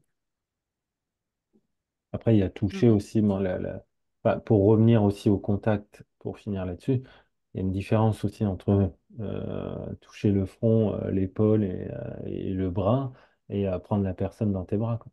On en vient, et ça, on le voit trop. Ouais. Et à chaque fois, c'est bien évidemment, c'est des hommes. Ouais, après, c'est dans les deux sens aussi, hein, parce que des fois, tu hypnotises quelqu'un et comme de par hasard, il te vient dessus, quoi. Hein. Donc, Oui, oui, limite, s'il bah, fait un peu exprès, il a tenté que ça, quoi. Hein. ça, Donc, Juste. c'est dans les deux sens. Toi aussi. Ouais, juste. Et tu te dis, là, c'est moi qui n'ai pas envie du contact. bah là, il y a peut-être un Bon, après, côté, c'est pas systématique, mais bon. avec humour, il y a peut-être un côté maternel qui revient, et peut-être Enfin, aussi. des fois, on n'a pas envie de l'avoir dans les bras, quoi. Mais... Non. Mais c'est Bon, vrai ben que là, tu t'éclates au sol, tant pis. Hein, voilà. Moi, d'un coup, c'est beaucoup plus OK. Le sol. euh, et du coup, bah, pour parler de tout ça, qu'est-ce que vous répondez à, j'en reviens tout à l'heure, on en a parlé, mais aux personnes qui vont dire oui, mais vous savez pas sur qui vous tombez, vous savez pas s'ils ont des pathologies. En gros, je reprends certains termes, hein, c'est un laboratoire ouvert. Et voilà, certains se reconnaîtront et s'ils nous écoutent. Et qu'est-ce que vous répondez à ça, finalement, vous, Pose des sachant questions que avant. vous bossez Pose des plus questions en avant. cabinet? Moi, je fais rien sans avoir posé des questions avant. Alors, Je veux savoir. par expérience, Non, regarde. et Ouais. de mon côté, c'était à 80, on va dire à 99% pareil à chaque fois. C'est que quand j'ai une personne qui a quelque chose, comment dire, de spécial, on va dire, sans vouloir mettre une étiquette dessus, mais souvent, j'ai déjà une personne qui est venue me voir. Oui, excusez-moi, j'aimerais bien tester l'expérience, mais c'était quoi? Je suis épileptique, est-ce que ça pose problème? Ou alors j'ai une personne qui est venue me voir, je suis diagnostiqué schizophrène, est-ce que je peux quand même le faire? En général, les personnes avec des pathologies Je te dis. Euh, dans ce genre elles le c'est disent vrai. spontanément. Donc, parce que voilà, je veux dire, tu es dans la rue, tu vas pas leur faire signer un questionnaire, tu vas pas leur faire répondre à des millions de questions pour savoir si tu peux le faire avec eux. T'as pas le temps Tu pour les ça. préviens quand même. Tu dis des conseillers A, si vous prenez des nœuds, je sais pas moi, Pour des les petits. médications, enfin, si vous prenez de la médication, ou Non, moi, euh, je préviens tu rien les du préviens. tout. Moi, je préviens. Hein. Je préviens rien du tout. Je pars du principe que, Je du préviens pas coup, de mon côté non plus. que la transe en elle-même, elle est curative, qu'on a tous une même psyché avec certaines pathologies, etc. Mais finalement, c'est juste un moment de bien-être. Donc, Ouais, mais en cabinet, c'est si le différent praticien il a une bonne intention, le mythe de la personne va décompenser et va aller, je sais pas, se suicider ou que sais-je encore. euh, Bah, jusqu'à l'heure d'aujourd'hui, hein, depuis que la street existe, bien avant la street de nos jours, il y a pas de preuve formelle que non. Ouais, moi, Mais je préviens surtout quand même. Hein. il y a- S'ils prennent des bêta-bloquants, je conseille bah, de pas essayer, quoi. après, tu vas le ressentir sur deux, trois choses. Tu vas En le voir comme thérapie, ça. c'est différent, tu vois, mais sur la street, dans un bar, quand il y a eu un verre d'alcool, par exemple, Ah, mais ça, je- ouais, Ouais, oui. là, pour oui, le coup, voilà, je dis, ah, bah, déconseiller à là, bien déconseiller sûr, à là, déconseiller à là, quoi. Si j'ai bien un sûr. quart, voilà, si j'en ai un qui fait une crise cardiaque, c'est compliqué, donc aussi, hein. Bien sûr, mais Moi, je quelqu'un leur qui est demande. alcoolisé, drogué ou autre, enfin, Alors, je vais pas cibler, voilà, mais là, bien sûr, j'avertis. là, on le sent de toute façon, on le voit. Ou quelqu'un, comme je disais tout à l'heure, qui C'est avait ça, tu la calibres. scarification, si tu le vois, tu peux poser deux, trois questions. Mais après, ça reste un moment de bien-être. Alors moi, Indéniable. je fais comme toi, Nathalie, hein, je vais poser quand même quelques questions. Alors, de façon rapide, je ne vais pas forcément utiliser le terme déconseillé, mais en revanche, je vais leur demander déjà s'ils sont mineurs. Tout dépend de l'âge. Moi, Oui, je ne fais bien pas sur sûr. les mineurs, et encore moins s'ils ne sont pas Ah, accompagnés. Si c'est une femme, je leur demande si elles sont susceptibles d'être enceintes. si elles ont des pathologies particulières, que ce soit neuro ou psy. Et les gens, ils te répondent. Hein. Ça m'est déjà arrivé Oui. qu'on me dise, ah ben oui, je suis bipolaire. Je fais, ok, d'accord, ben écoutez, ce ne sera pas pour une expérience pour aujourd'hui par rapport à votre pathologie. Mais alors, je ne Ouais, le dis mais pas tu, dans ces on leur termes-là, mais explique, je quoi. Faut être l'accompagne. Mais je conscient vais de pas ce que tu forcément lui fais. prendre. Voilà, c'est Ouais. ça. Si t'es pas conscient de ce que tu fais, ça va être compliqué, quand même en thérapie. Hein. Une bipolarité, c'est carrément impossible. Si la personne est absente à ce moment-là, enfin, le but, c'est qu'elle Ben, dorme c'est pas, ça quoi, tu vois. le Oui, risque. mais Si, t'arriveras Tu risques de pas. déclencher un déséquilibre de phase. Donc, Ouais. c'est un peu dommage. Le but, c'est qu'elle vive une expérience positive, même si elle est stabilisée. Je veux dire, ce serait dommage qu'elle vive une expérience qui se veut être Qui peut être positive et que derrière, elle traumatisante. se tape une crise maniaque. ouais. Après, pour une petite anecdote, c'était, je crois, l'été dernier, avec Lancelot, on avait fait de la street sur Avignon. Et en fait, il y avait une dame hyper charmante, très gentille, à côté, qui voulait absolument faire de l'hypnose. Mais rien qu'au regard, tu le voyais qu'il y avait un trouble psycho. Après, voilà, si tu as des bases en psychopathologie, ça t'aide à pouvoir déceler rien qu'au regard, à la manière, au langage décousu, à la manière de se comporter de la personne. Ben, forcément, tu vas pas y aller. Après, il n'y a pas tout le monde qui est formé à ça et c'est pas non plus tout le temps évident. Mais donc, du coup, Bah, par facilité, je préfère me poser la question comme ça, au moins, je me hmm. fais pas chier. Mais c'est vrai que ben, on avait eu cet été une dame qui voulait absolument faire de l'hypnose et que tu voyais qu'absolument, elle n'était pas faite pour faire de l'hypnose, quoi. Il fallait surtout pas qu'elle en fasse. Mais elle ne démordait pas. Elle disait, moi, je peux en faire et moi, je peux en faire.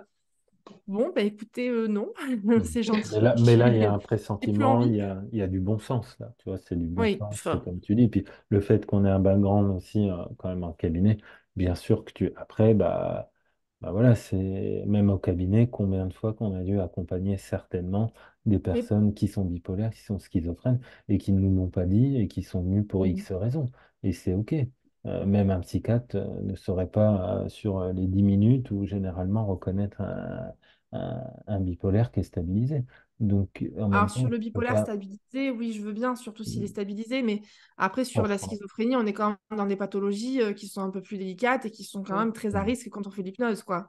On est Là, d'accord. on risque quand même une décompensation derrière et là, c'est quand même un peu plus délicat. Après, pour ceux qui font du spectacle, j'imagine que sur du quantitatif, vous n'allez pas pouvoir faire les ah oui, le vérifications. spectacle, par Et exemple. après, c'est à la liberté de chacun, même si vous l'annoncez que peut-être il y a certaines personnes qu'on invite à ne pas faire l'expérience. Après, c'est le libre arbitre. Hein.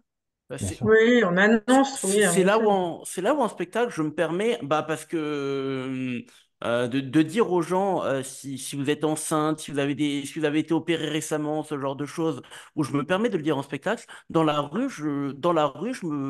voilà, c'est là aussi où je laisse le libre arbitre à chacun de me dire s'il y a quelque chose qui leur paraît important à annoncer, de le dire, ou sinon, Mhm. bah, libre à chacun d'essayer. Et après, je me fais confiance dans si cette personne, je ne la sens pas, je ne la sens pas. Et je ne le fais pas.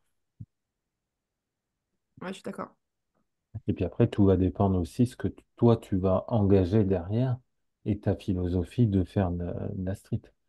C'est ça. Tout dépend ce que tu vas leur faire vivre aussi. Si tu commences à trop toucher aux identités ou sans parler de pathologie, Mm.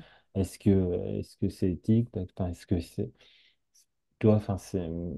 Après, c'est. Bon, je revois la dernière fois, beaucoup doivent le faire, peut-être même là, ils le font.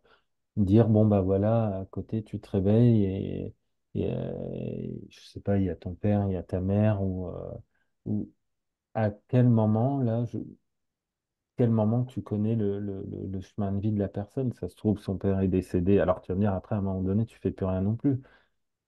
Ben, je trouve que toucher aux identités, c'est c'est pas terrible, de mon point de vue. Tu vois, plus que se focaliser sur une pathologie potentielle. Ouais. Euh, Moi, ça serait plus sur le côté émotionnel, le fait mal Ouais, au je suis cœur d'accord. finalement, en fait, la tristesse, que c'est pas le but. Bah, d'ailleurs, on ne fait pas de thérapie sauvage. Hein. Ouais. Donc, tout ce qui est à risque de venir éveiller un inconfort émotionnel quelconque, on évite parce que bah, on ne connaît pas effectivement le passif de la personne, l'histoire de la personne. Donc, moi, personnellement, je ne fais jamais de régression.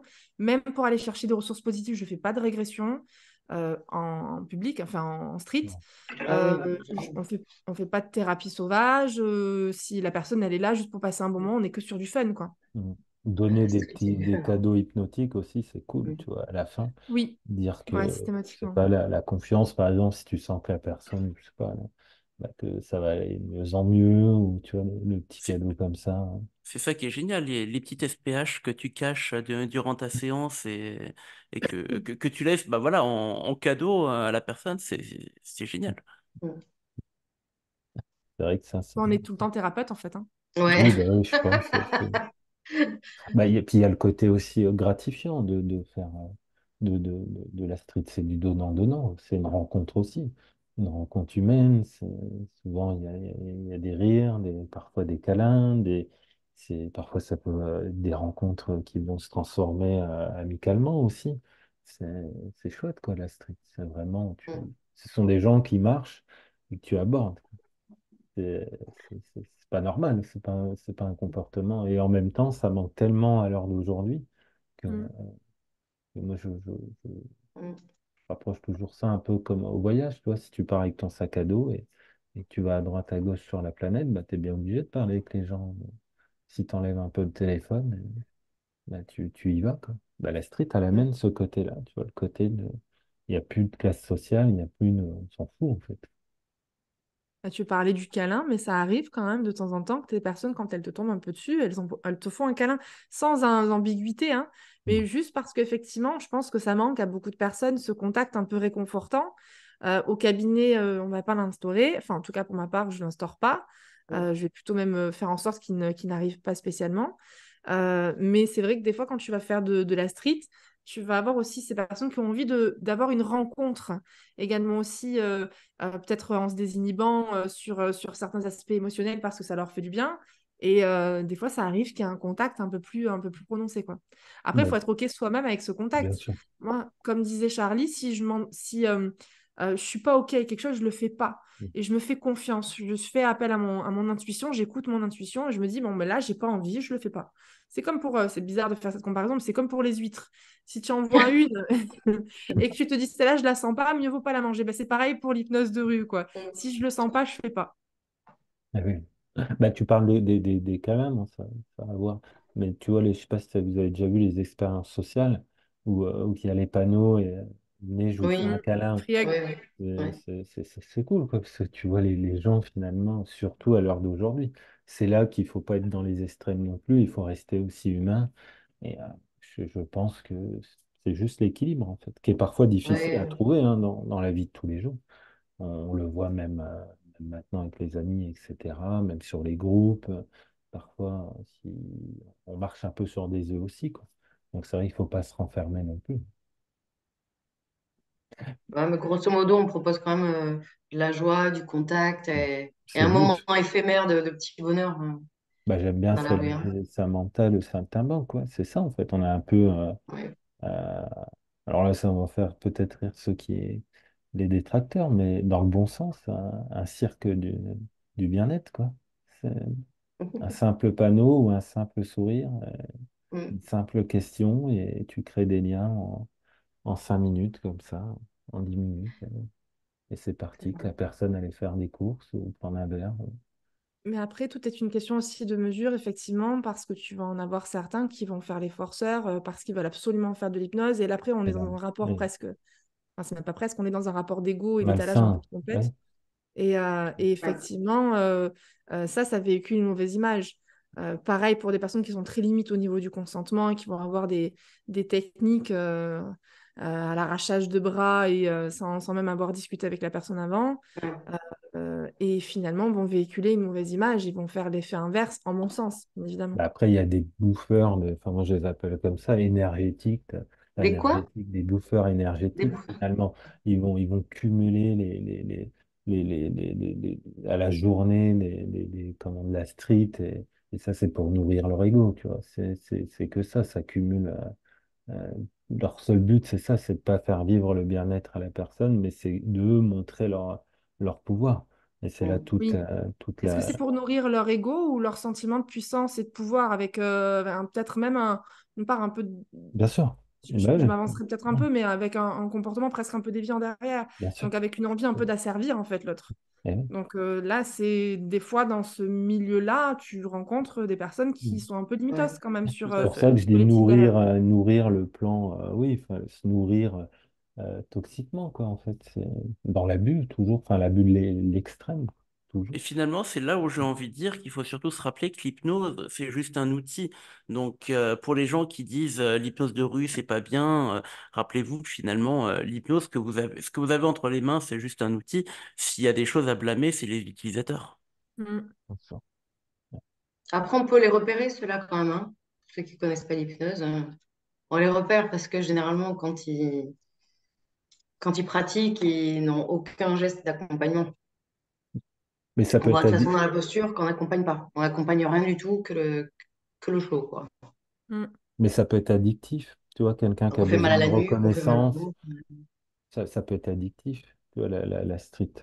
Oui, Beaucoup plus que le Ouais. cabinet. Quelqu'un qui a Je veux dire, besoin pour le praticien, ouais, donc qui a ouais, ça, besoin, parce que qui a peut-être manqué après, là, on va pas faire de la psycho à cette heure-ci, mais je sais pas moi, d'amour ou j'ai- autre, ou bien Ouais. sûr, c'est cool. Tu as un pseudo-pouvoir qui n'est pas un pouvoir. Euh, ouais, c'est ça. Bah, j'ai- comme disait un grand sage, le tonton de Spider-Man, un grand pouvoir ça implique de implique de grandes grandes responsabilités. responsabilités. Ah là, et effectivement, si tu fais pas preuve de responsabilité, c'est un outil qui est extrêmement puissant et dans de mauvaises mains, ça peut faire des gros dégâts derrière. Après, ça, on le voit que ce soit dans la rue, dans les Mais cabinets, partout, Sûr, on partout. le dans voit tout. partout, hein. On le Voilà, voit chez les médecins, on le voit chez les avocats, bien chez les sûr. dentistes, et chez tout le monde. Oui, bien sûr. C'est là la limite aussi, puis à faire parfois du travail sur soi et à se dire, OK, quoi, À l'époque où j'étais dans le commerce, parce que c'est d'ailleurs ma première profession, moi j'étais ingénieur commercial, et je travaillais d'ailleurs pour construire des méthodologies de vente. Donc, vous savez, les VRP qu'on ne supporte pas, là, qui viennent vendre et survendre, c'était moi. Et donc, du coup, on voyait en fait des personnes qui se formaient alors, à des techniques dérivées de l'hypnose pour pouvoir mieux vendre derrière, mieux cintrer, comme il disait, au niveau des techniques de vente. Et effectivement, quand on voit ce genre de choses, moi, ça m'a quand même vachement euh, j'ai envie de dire horrifié en fait de voir ce qu'on peut faire d'un outil pour en faire quelque chose qui, en mon sens, n'était pas éthique. Après, l'éthique, c'est comme tout le monde, hein, je veux dire, on a notre éthique personnelle. Ce qui est éthique pour moi n'est pas éthique pour le voisin et inversement. Après, voilà, c'est ce que tu vas en faire derrière. Quand on est déjà dans la thérapie, on va avoir un regard avec une vision plus empirique de ce qui se passe. Quand on n'a jamais eu cette forme-là, même si c'est pas pour faire mal avec une intention délétère pour la personne, mais on peut faire des erreurs tout simplement parce qu'on ne sait pas. Tout comme nous d'ailleurs, on n'est pas parfait, hein. Donc on peut faire aussi des fois des erreurs en disant merde, j'ai fait cette suggestion, j'aurais dû la tourner différemment. moi, je pense que ça arrive à tout le monde, ou de se faire embarquer dans justement une séance, et puis là, tu te dis, bah, merde, finalement, peut-être c'était pas le moment d'aller. Je pense que c'est humain aussi, quoi. Et c'est là qu'il faut Bien sûr. rattraper, ou de se dire, bah, après coup, bon, bah, ok, là, il faut plus que ça se passe comme ça. Et c'est peut-être la différence en ayant un minimum de background en thérapie, ou en tout cas une Ouais, expérience. et de Ah, formation aussi. Après, c'est de la formation continue. Moi, j'ai l'impression l'hypnose, hein. Oui. Non seulement de la formation continue, mais en plus, une fois qu'on acquiert des outils et des outils, on fait un peu une espèce de bouillabaisse Bien sûr. en fonction de chacun, que ce soit de la street, de la thérapie ou du spectacle. En quoi que le spectacle, c'est très cadré. Il y a quand même des codes, des limites, il y a une scène. Mais en tous les cas, de ce que je connais, la street et la thérapie, il y a de la formation continue, il y a de l'interrogation sur la neurologie cellulaire, tout le temps, en Ouais, permanence, la sur la remise en question. psycho. La C'est remise en hyper complet, question. hein. Il y a des expériences sur des cerveaux de rats, ainsi de suite, quoi. Ouais. La remise en question pour soi, enfin, en tant que Mm, praticien, hein. mm, Je pense qu'il n'y a pas une journée, ou en tout cas une semaine, qu'on se dit, bah, mm. Et euh, c'est là où la street, elle est aussi vachement intéressante pour la pratique au cabinet derrière. C'est que en street, étant donné que tu n'as pas d'enjeu, tu n'as que du jeu, oui, ben, tu vas pouvoir tenter plein de trucs et te dire ben, ça passe ou ça casse. Et en fait, on s'en fout. L'impact émotionnel, psycho derrière, il est pas vraiment là. Alors attention, je parle pour les technicités, hein. bien sûr. Et Mm. après, ça te permet également aussi d'être plus audacieux en cabinet, de te dire, ah ben, tiens, là, j'ai bien envie d'essayer ça, mais de façon safe et sécure. Bah, justement, je rebondis sur ce que tu dis, sur le plan technique, pour vous, vous pensez que la street, c'est plus facile? ou plus difficile que le cabinet à mettre quelqu'un en état d'hypnose? Pareil. Ouais. C'est différent. C'est C'est complètement différent. c'est Pour moi. différent, mais c'est aussi, quand on pratique, à un moment donné, c'est aussi facile l'un que l'autre. Ouais. À partir du moment où on pratique beaucoup, quoi. Moi, j'aurais Mais quand c'est même différent, tendance c'est à, complètement différent, quoi. j'aurais quand même tendance à dire que la street, c'est quand même plus difficile. Parce que justement, il n'y a pas d'enjeu, mais les gens ne sont pas là Mm. pour ça. Alors, je Que le dirais, cabinet. Ah, mais tu parles de Ah méthodologie oui, ou alors de pratique? vraiment la mise en transe. La mise en transe. La alors mise en place, donc, bon, je c'est dirais sûr. pas c'est plus difficile, je dirais c'est plus rapide. Mais Oui, plus rapide. Voilà, Pas plus après, c'est tout rapide le dépend où tu cabinet, vas plus amener la rapide le personne. cas. Enfin, ouais, moi, je pars du principe que oui, le cabinet, c'est un tapis rouge pour la mise en transe, hein. Je parle pas des changements thérapeutiques, je parle pas Ouais, vraiment emmener quelqu'un en hypnose. Le cabinet, ils sont là pour ça, ils ont pris le téléphone, ils ont pris rendez-vous. ouais, Euh, ouais, mais les ils savent. méthodologies oui, de mais en cabinet, ça marche pas sur tout le monde, hein. Il y en a qui vont être hyper choqués si tu leur, si tu les amènes, si tu les plonges directement dans cet état. Il y en a qui ont besoin de temps, de douceur. Ouais, mais ça, après, Donc, c'est question de cadre, hein. Je pense qu'on mais attire les personnes comme. c'est pas pour autant que les gens ont pris rendez-vous pour venir au cabinet qui sont OK avec l'hypnose. Mm. Non, pas Ouais, ah, forcément. bah ils oui. sont là Mais pour un Ah, Oui, il y et en changement. a, puis hein. en fait, qu'est-ce qu'on Je appelle viens, mais j'y l'hypnose? crois pas. Ouais. Putain, putain, tu vas voir.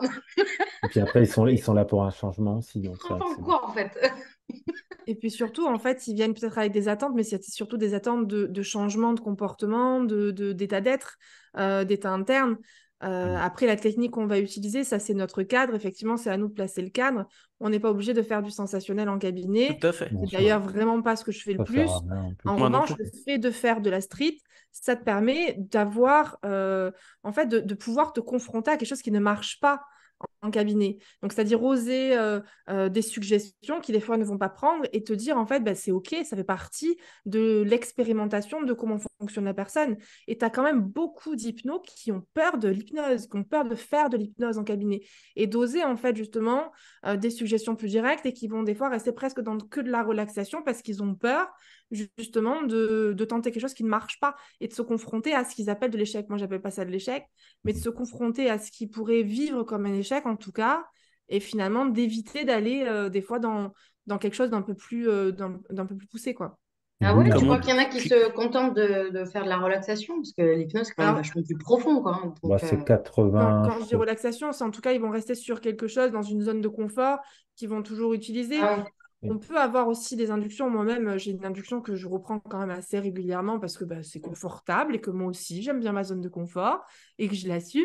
Mais c'est vrai que ça ne va pas me poser de problème d'aller faire des phénomènes hypnotiques, d'aller Ouais. même des fois bouger et ne pas être spécialement sur le fauteuil. Et des fois, on me met debout dans ma pièce. Et en fait, on va oser et on va changer et on va justement s'amuser à se découvrir parce que la personne, elle se découvre autant que nous, on découvre la personne. Ouais. Et il y a beaucoup d'hypnos qui, en mon sens, après, je connais pas tous les hypnos non plus, mais qui, en mon sens, des fois, se mettent des freins parce qu'ils osent pas, parce qu'ils ont l'impression que s'ils font ça, ils sont trop dans le lead. Ouais, Et on peut très bien accompagner vers de l'hypnose comme on pourrait l'avoir dans la rue, mais sans pour autant être dans un lead hyper fort, quoi. tout à fait, tout à Ouais, fait. ouais. Moi, je te D'où- rejoins, je fais la même chose, hein. Debout, en Ouais, je- marchant, il y en a qui ont besoin de Puis- bouger, les claustros, là, tu vois. L'hypnose, ça marche aussi quand tu marches, hein. Mm. Mais Les yeux ouverts. de toute façon, clairement, il suffit de regarder Milton Erickson, qui savait être qui était très directif, mais en restant en position basse. Oui. Lui, c'était tranchant, c'était chirurgical. Il te dit quelque chose, tu vas le faire, mais tout en restant dans sa position basse, quoi. Donc, tu peux très bien gérer les deux. Et je suis là où je te rejoins, c'est que l'hypnose de rue te permet d'essayer. Et puis, finalement, on se rend compte qu'il n'y a pas d'erreur, que du feedback. Mm. Oui, d'où ça te permet d'essuyer l'importance, des hein. tuiles, hein. Ah oui, d'où l'importance de l'hypnose de rue, de la street, quoi. Ça devrait même faire partie du- du- de l'offre de toute formation d'hypnose, finalement. On- Du Alors, tu rite de vois, moi, passage. si je peux me permettre, à l'époque, hein, parce que moi, je suis un peu plus vieille que vous, comme j'ai fait la formation street, en fait, on ne pouvait pas avoir accès à la formation thérapeutique si on ne passait pas par la street. Ah, Donc, en fait, en gros, tu n'avais pas le choix.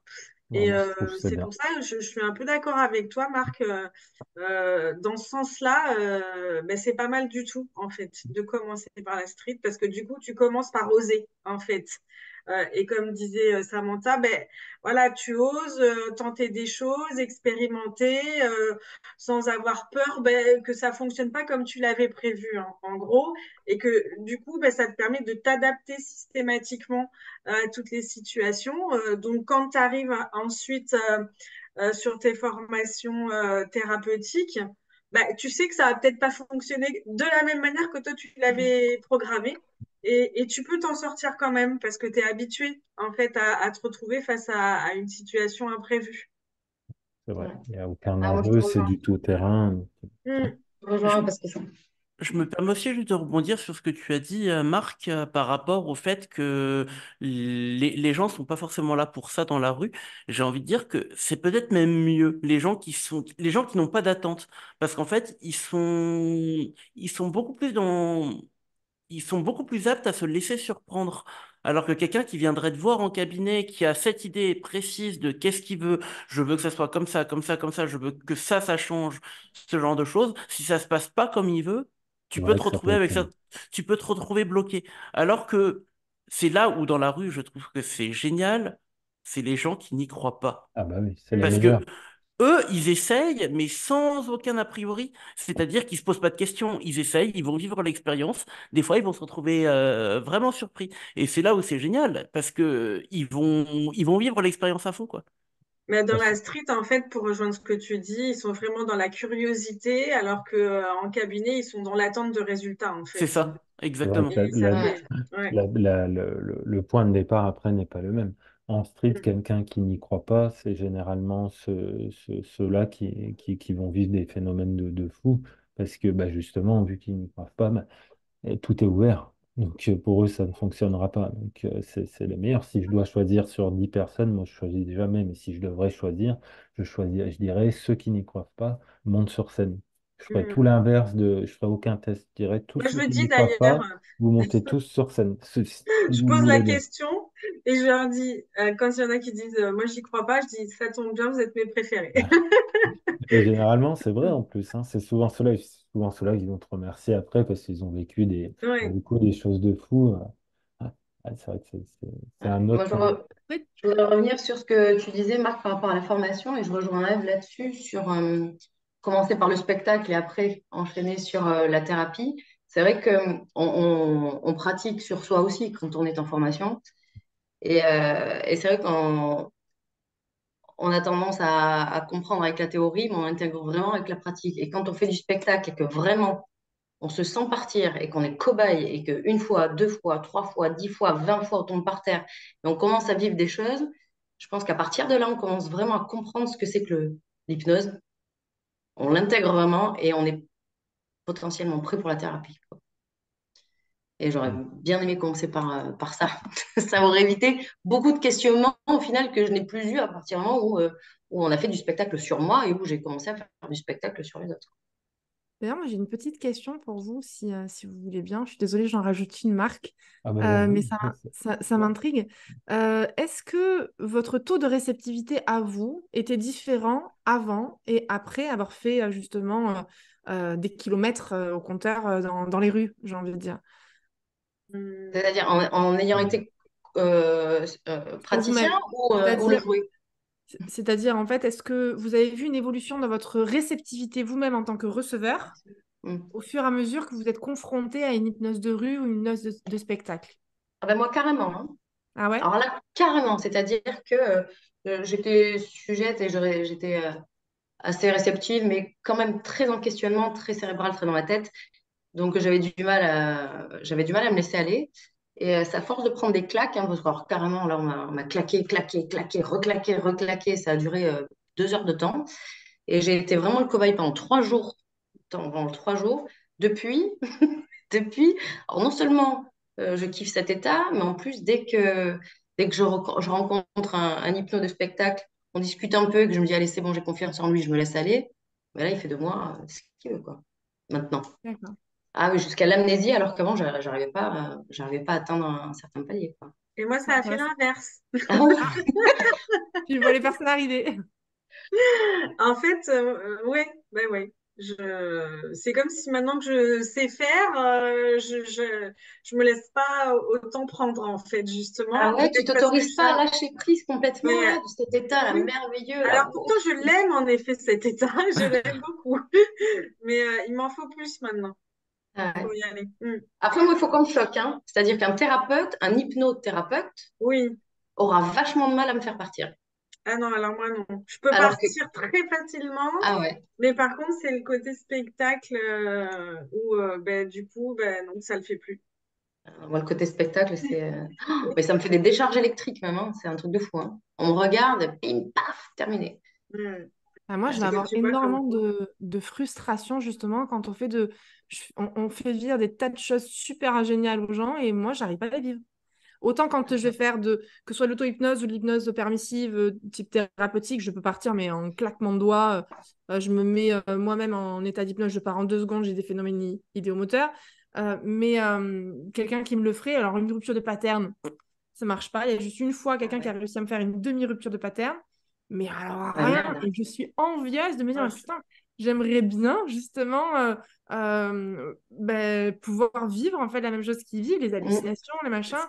Et Mais je peux le vivre, mais avec vraiment de l'investissement moi-même. Et c'est moi qui fais le travail de suggestion, en fait. Ou Ouais, sinon, alors, je m'en vais. c'est exactement ça. Je suis complètement d'accord avec ce côté frustrant de moi, je sais pas ce que je leur fais vivre. Quand je dis à mon volontaire, bah maintenant, à 3, quand je vais claquer des doigts, tu vas voir une licorne et qu'il est là en train de voir sa licorne, qui va la caresser, voire la chevaucher. Mais Tu veux la vivre toi aussi? je veux comprendre ce qu'il vit, quoi. Ça m'énerve parce que ça va faire 8 ans que je suis dans l'hypnose. Ça fait 8 ans que je demande au Père Noël sous le sapin une hallucination. Mais je l'ai toujours pas. Et c'est frustrant. C'est très, très alors que frustrant. Ouais. moi, je suis C'est peut-être pour frustrée cette pour la année, c'est thérapie. bientôt. Frustrée pour la thérapie, parce que moi, du coup, pour le coup, en thérapie, je pars moins bien parce que je suis vachement dans l'analyse et des formations professionnelles, je suis vachement sur, tiens, il me dit ça, tiens, je connais, tiens, ça va aller là, enfin bref. Et du coup, je me laisse pas aller. Et là, pour le coup, j'aurais bien besoin d'hypnothérapeute ou d'hypnothérapie, moi aussi. Et là, pour le coup, ouais, je vis de la frustration. Ouais, c'est fou, hein, on marche différemment, en Mm. fait, hein. Bah, puis après, on est quand même souvent, enfin, ouais, pas conditionné, mais on est habitué aussi. Donc, on a aussi, nous, nos attentes difficiles quand on va voir quelqu'un de ne pas penser quand même aux techniques qu'il va employer ou la façon dont Mm. on va partir. Je pense qu'inconsciemment, il y a toujours une partie de nous qui se dit, attends, est-ce que ça va fonctionner là?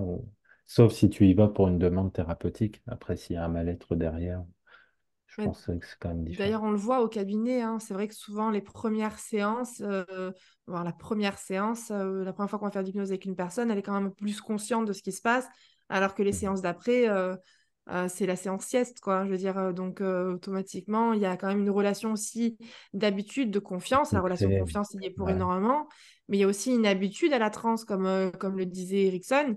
Mhm. Lui, il mettait carrément, je crois, c'est 8 séances, ça, pour habituer les gens à la transe. Alors nous, on n'en est pas là, on n'a pas besoin vraiment de Des faire des années, séances. hein, parfois il y en a, je crois, il vivait chez lui, dans la petite maison à côté de chez lui. Mm. Après, il était psychiatre, donc oui, c'était une autre Alors façon. c'est sûr que si on devait faire ça dans la rue, on serait un peu emmerdé, hein, Mhm. on ne va pas y revenir à plusieurs fois. Mais c'est là où il y a un intérêt dans les tests de suggestibilité, c'est que tu vas y aller par étapes et tu vas pouvoir approfondir aussi quand tu les mets en place, même si on ne les utilise pas non plus systématiquement, mais il y a un intérêt également là-dedans où tu habitues la personne petit à petit et tu fais les ponts pour aller un petit peu plus profondément après. Enfin, en mon sens, hein, après, je sais pas pour vous, mais C'est pas ma philosophie, mais ouais, ça peut être. Je fais pas de test. d'accord. Jamais, ni en street, ni en cabinet. Moi, pas Alors, en cabinet, j'en fais jamais. Et en street, j'en fais pas systématiquement, mais j'en fais aussi. Ça va dépendre en fait du rapport, comment elle a été établie avec la personne. Si j'estime qu'il y a besoin de poursuivre un peu l'établissement du rapport, alors que ben, des fois, tu as des personnes qui s'avancent vers toi et tu le vois direct au regard que le stress de savoir que tu fais de l'hypnose, ils se sont déjà mis en transe tout seuls. Et là, ça va hyper vite, hein, donc tu as juste besoin de Ouais, puis faire un petit... ça peut être une façon de jouer aussi, tu vois. Je pense que ça dépend des Juste- caractères, mais Justement, moi, je commence toujours mes séances comme ça. C'est avant de commencer, je vous propose qu'on s'amuse un petit peu.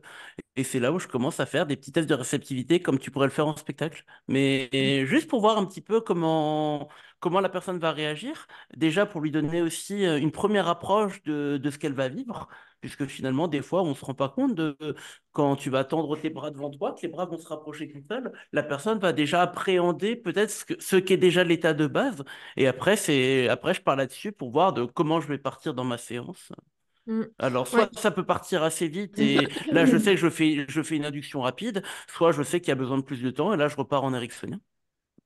bah, je suis d'accord avec toi, en fait, Charlie.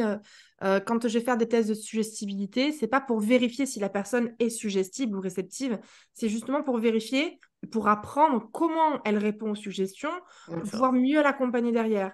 Et c'est juste en fait une phase de découverte et lui faire découvrir à la fois que moi je la découvre. C'est voilà. Après, je vais pas en faire 300 millions. Et c'est vrai que souvent l'avantage et le désavantage des tests de suggestibilité, c'est que t'en as, ils s'y attendent tellement que bah, du coup, ils savent où aller, donc ça te facilite. Et à la fois, t'en as, ils s'y attendent tellement que ça t'invalide parce que bah, c'est ah, mais je le connais, ton truc, ça marche pas sur moi, quoi. Donc voilà, varier un peu les plaisirs au niveau des tests. Mais j'aime bien en faire quand même. Tout dépend le rapport, comment il a été établi. Ça me permet d'initier un peu le truc et après, on peut partir sur des expériences un peu plus approfondies, quoi. Ouais. Moi, je ne le fais pas systématiquement non plus, hein.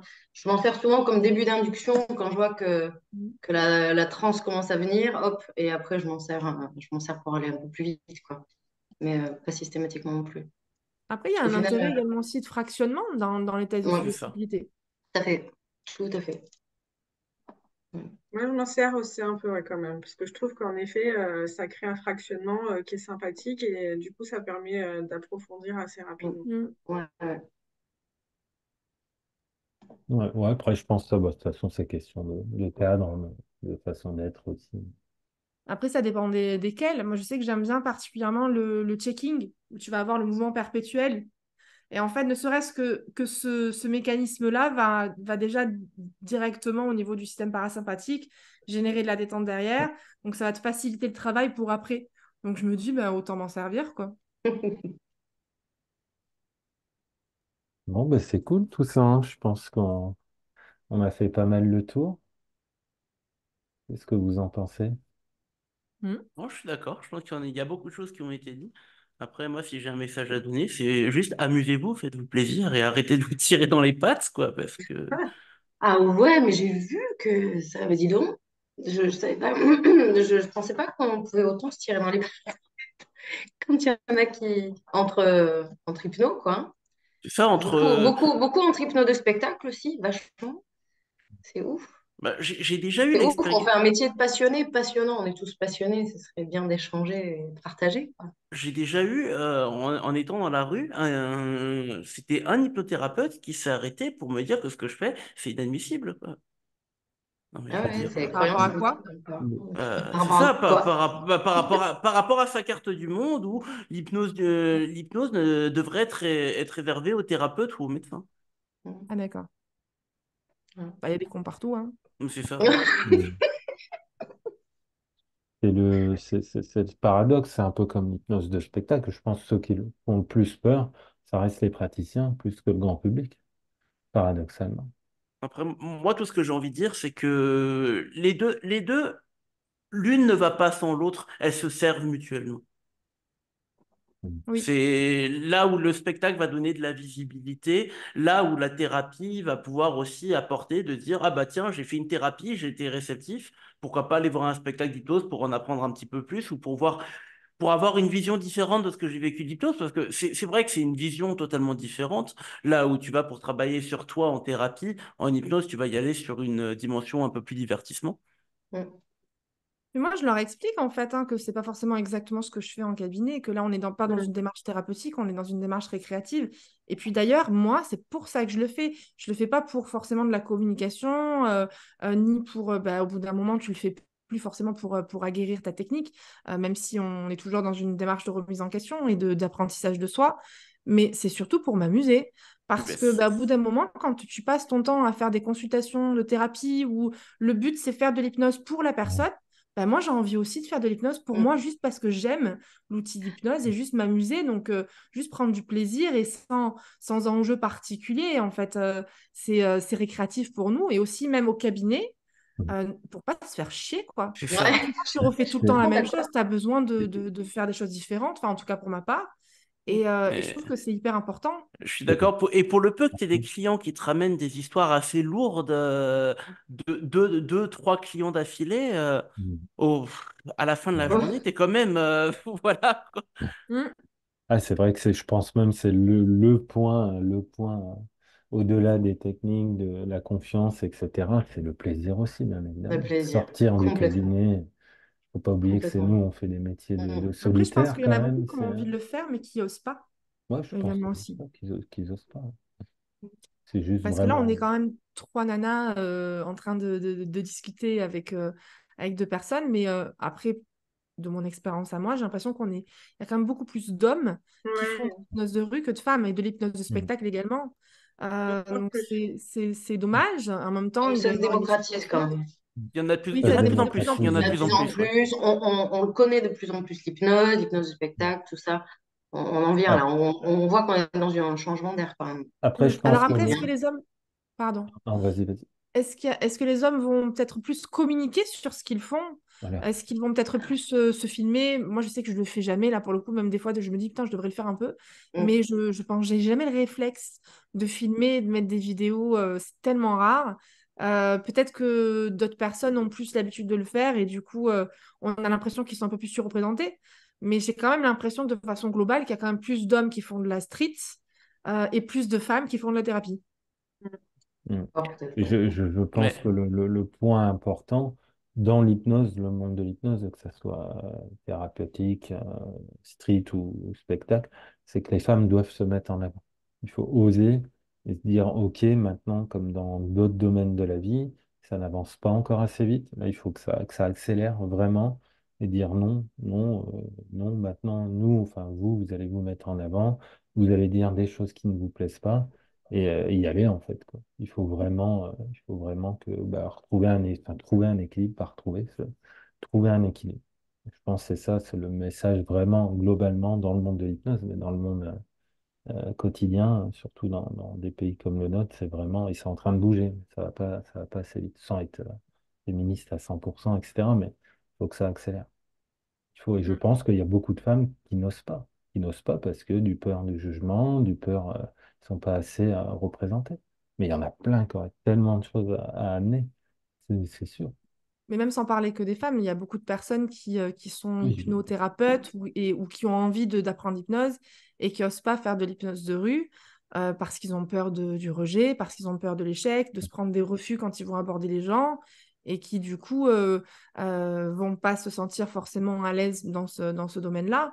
Alors qu'en fait, moi je trouve que c'est hyper formateur c'est là que parce que c'est génial, en fait. c'est une suite de probabilités en fait, hein. Donc, Ouais. si tu as une série de refus, à un moment donné, tu vas bien avoir Oui. du positif. Mm. Et ben, si tu continues, la gratification qui en découle derrière, elle est super chouette, quoi.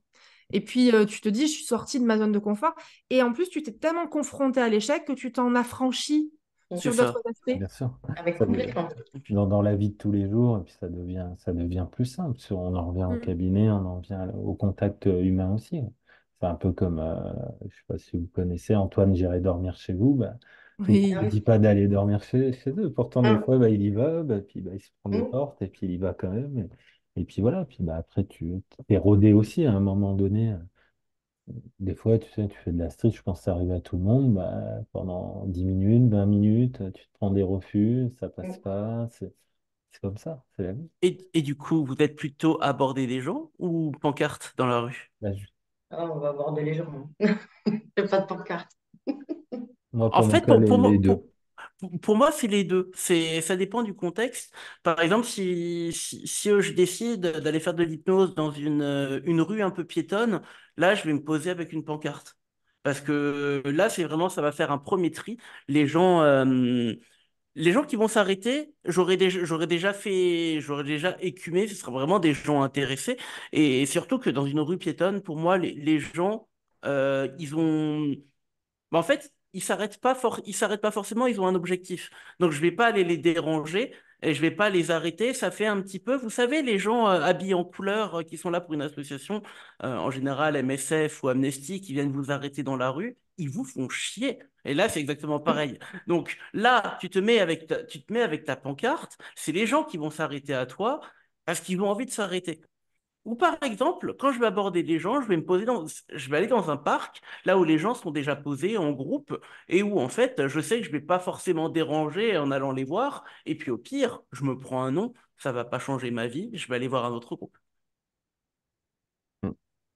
C'est rigolo quand tu sors une pancarte, quand tu vois Mm. justement deux catégories de personnes. T'as des personnes que quand ils voient la pancarte, ils accélèrent le pas. Ouais, il Ils file. disent non, c'est bon, s'il te plaît, je veux pas.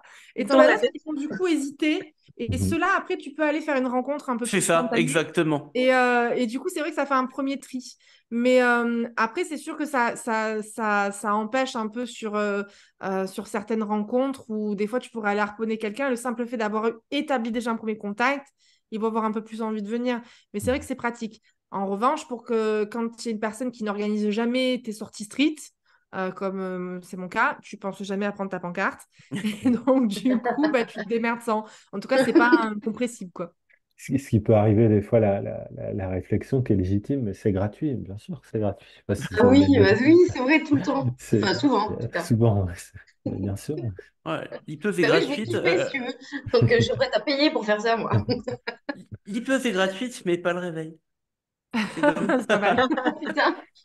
Après, je sais pas vous, mais moi, quand je peux, même si je fais quand même rapidement, comme je disais tout à l'heure, mais de dire que tu es hypnothérapeute, ça permet quand même aussi d'instaurer une certaine confiance aussi, Oui. Mm. une Je le dis légitimité aussi tout le temps. entre Mm. guillemets. Comme je Ouais. disais, la carte à la fin, ça coûte rien, ça fait de la pub, et au moins ça fait un potentiel service après-vente si c'est nécessaire. C'est ça, ça te permet aussi ça te permet aussi de te vendre, hein, finalement. Voilà, bien sûr. Ok. Un mot de la fin? Bon, moi, je Ben, pense on a que dit ce qu'on fait, On hein. est, je pense que je l'ai déjà dit tout à l'heure, hein, ouais, c'est juste kiffer, amusez-vous. amusez-vous. Mm. Ouais. On est à 2 heures là quasiment. C'est cool, hein, c'est Ah passé vite. ouais? Ça passe vite. Ah, mais dis donc, Mais Et si on peut, c'était pas avec cette prévu, vidéo, c'était bien. encourager un peu des personnes qui se formeraient à l'hypnose de rue, Allez, ce serait bien, comme ça on serait plus nombreux. Parce que c'est vrai, quand on fait des Ah ouais. rassemblements comme le rassemblement de trans, ouais. c'est tellement agréable de côtoyer des personnes qui font de l'hypnose de saltimbanque, comme on disait tout Mhm. à l'heure, de plein de manières différentes. Et puis tu partages, et puis c'est un moment de fun, et puis c'est un moment où chacun vient avec sa passion, et c'est tellement agréable.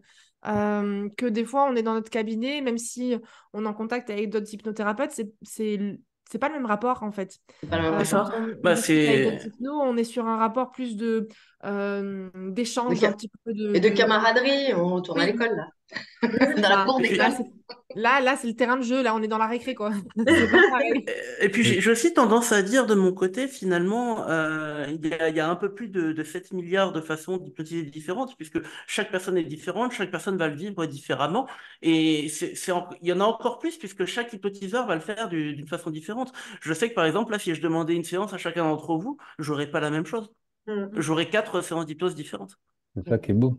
C'est ça qui est Ouais. beau dans l'hypnose. Et pour Ouais. revenir Plus d'hypnose de spectacle dans la thérapie, ouais. Aussi. Enfin, se réunir, c'est un plus. C'est un plus. C'est un réel plus, un quoi. bon Ouais. plus. Se réunir, ne pas hésiter à proposer sur les groupes. Moi, je sais maintenant, ça fait des années qu'on a un groupe sur la Suisse et c'est devenu des amis. Combien de fois qu'on se voit sans faire de l'hypnose?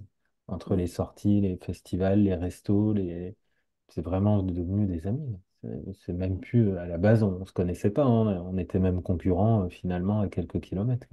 On a réussi comme ça à créer des liens et c'est cool, quoi. Ça casse le côté solitaire du cabinet. Sur le cabinet, on est Mm. solitaire quand même. Mine de rien, en parlant de la Suisse, je suis pas très loin de Bâle, hein, donc si à l'occasion. Ah oui, bah, c'est vrai, je t'ai pas demandé où tu étais. Je suis en Alsace, je suis à Colmar. Ah ouais, t'es en Alsace. Ouais, à fond. Alors, je vais me déplacer pendant quelques mois, plus en Espagne, mais je vais faire des sauts quand même en Suisse, continuer un peu. Mais ouais, carrément. Ouais. Donc voilà, bah, encourageons tout le monde et Ah sortez et oui. puis Ah, allez mais faire la totalement. rencontre. Ouais. Ok. Bah, merci à vous. Et C'est merci cool. à toi. Merci à Merci à toi, toi. merci à tout le Et monde. merci à tout le monde Merci pour à le tout le monde. partage. Puis peut-être qu'on À aura bientôt. l'occasion de se voir Sinon, même. Sam, t'es où? Parce Ah, que Moi, je suis ex-Marseille. ex-Marseille. Ok.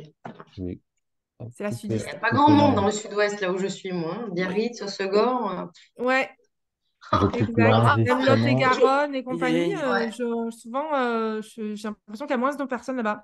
Ben oui. En Alsace, il y a plus grand monde. Si j'initie pas moi-même une sortie, il y a personne, quoi. Ah oui. Alors, je coupe Mais juste de temps en temps, je l'enregistrement. viens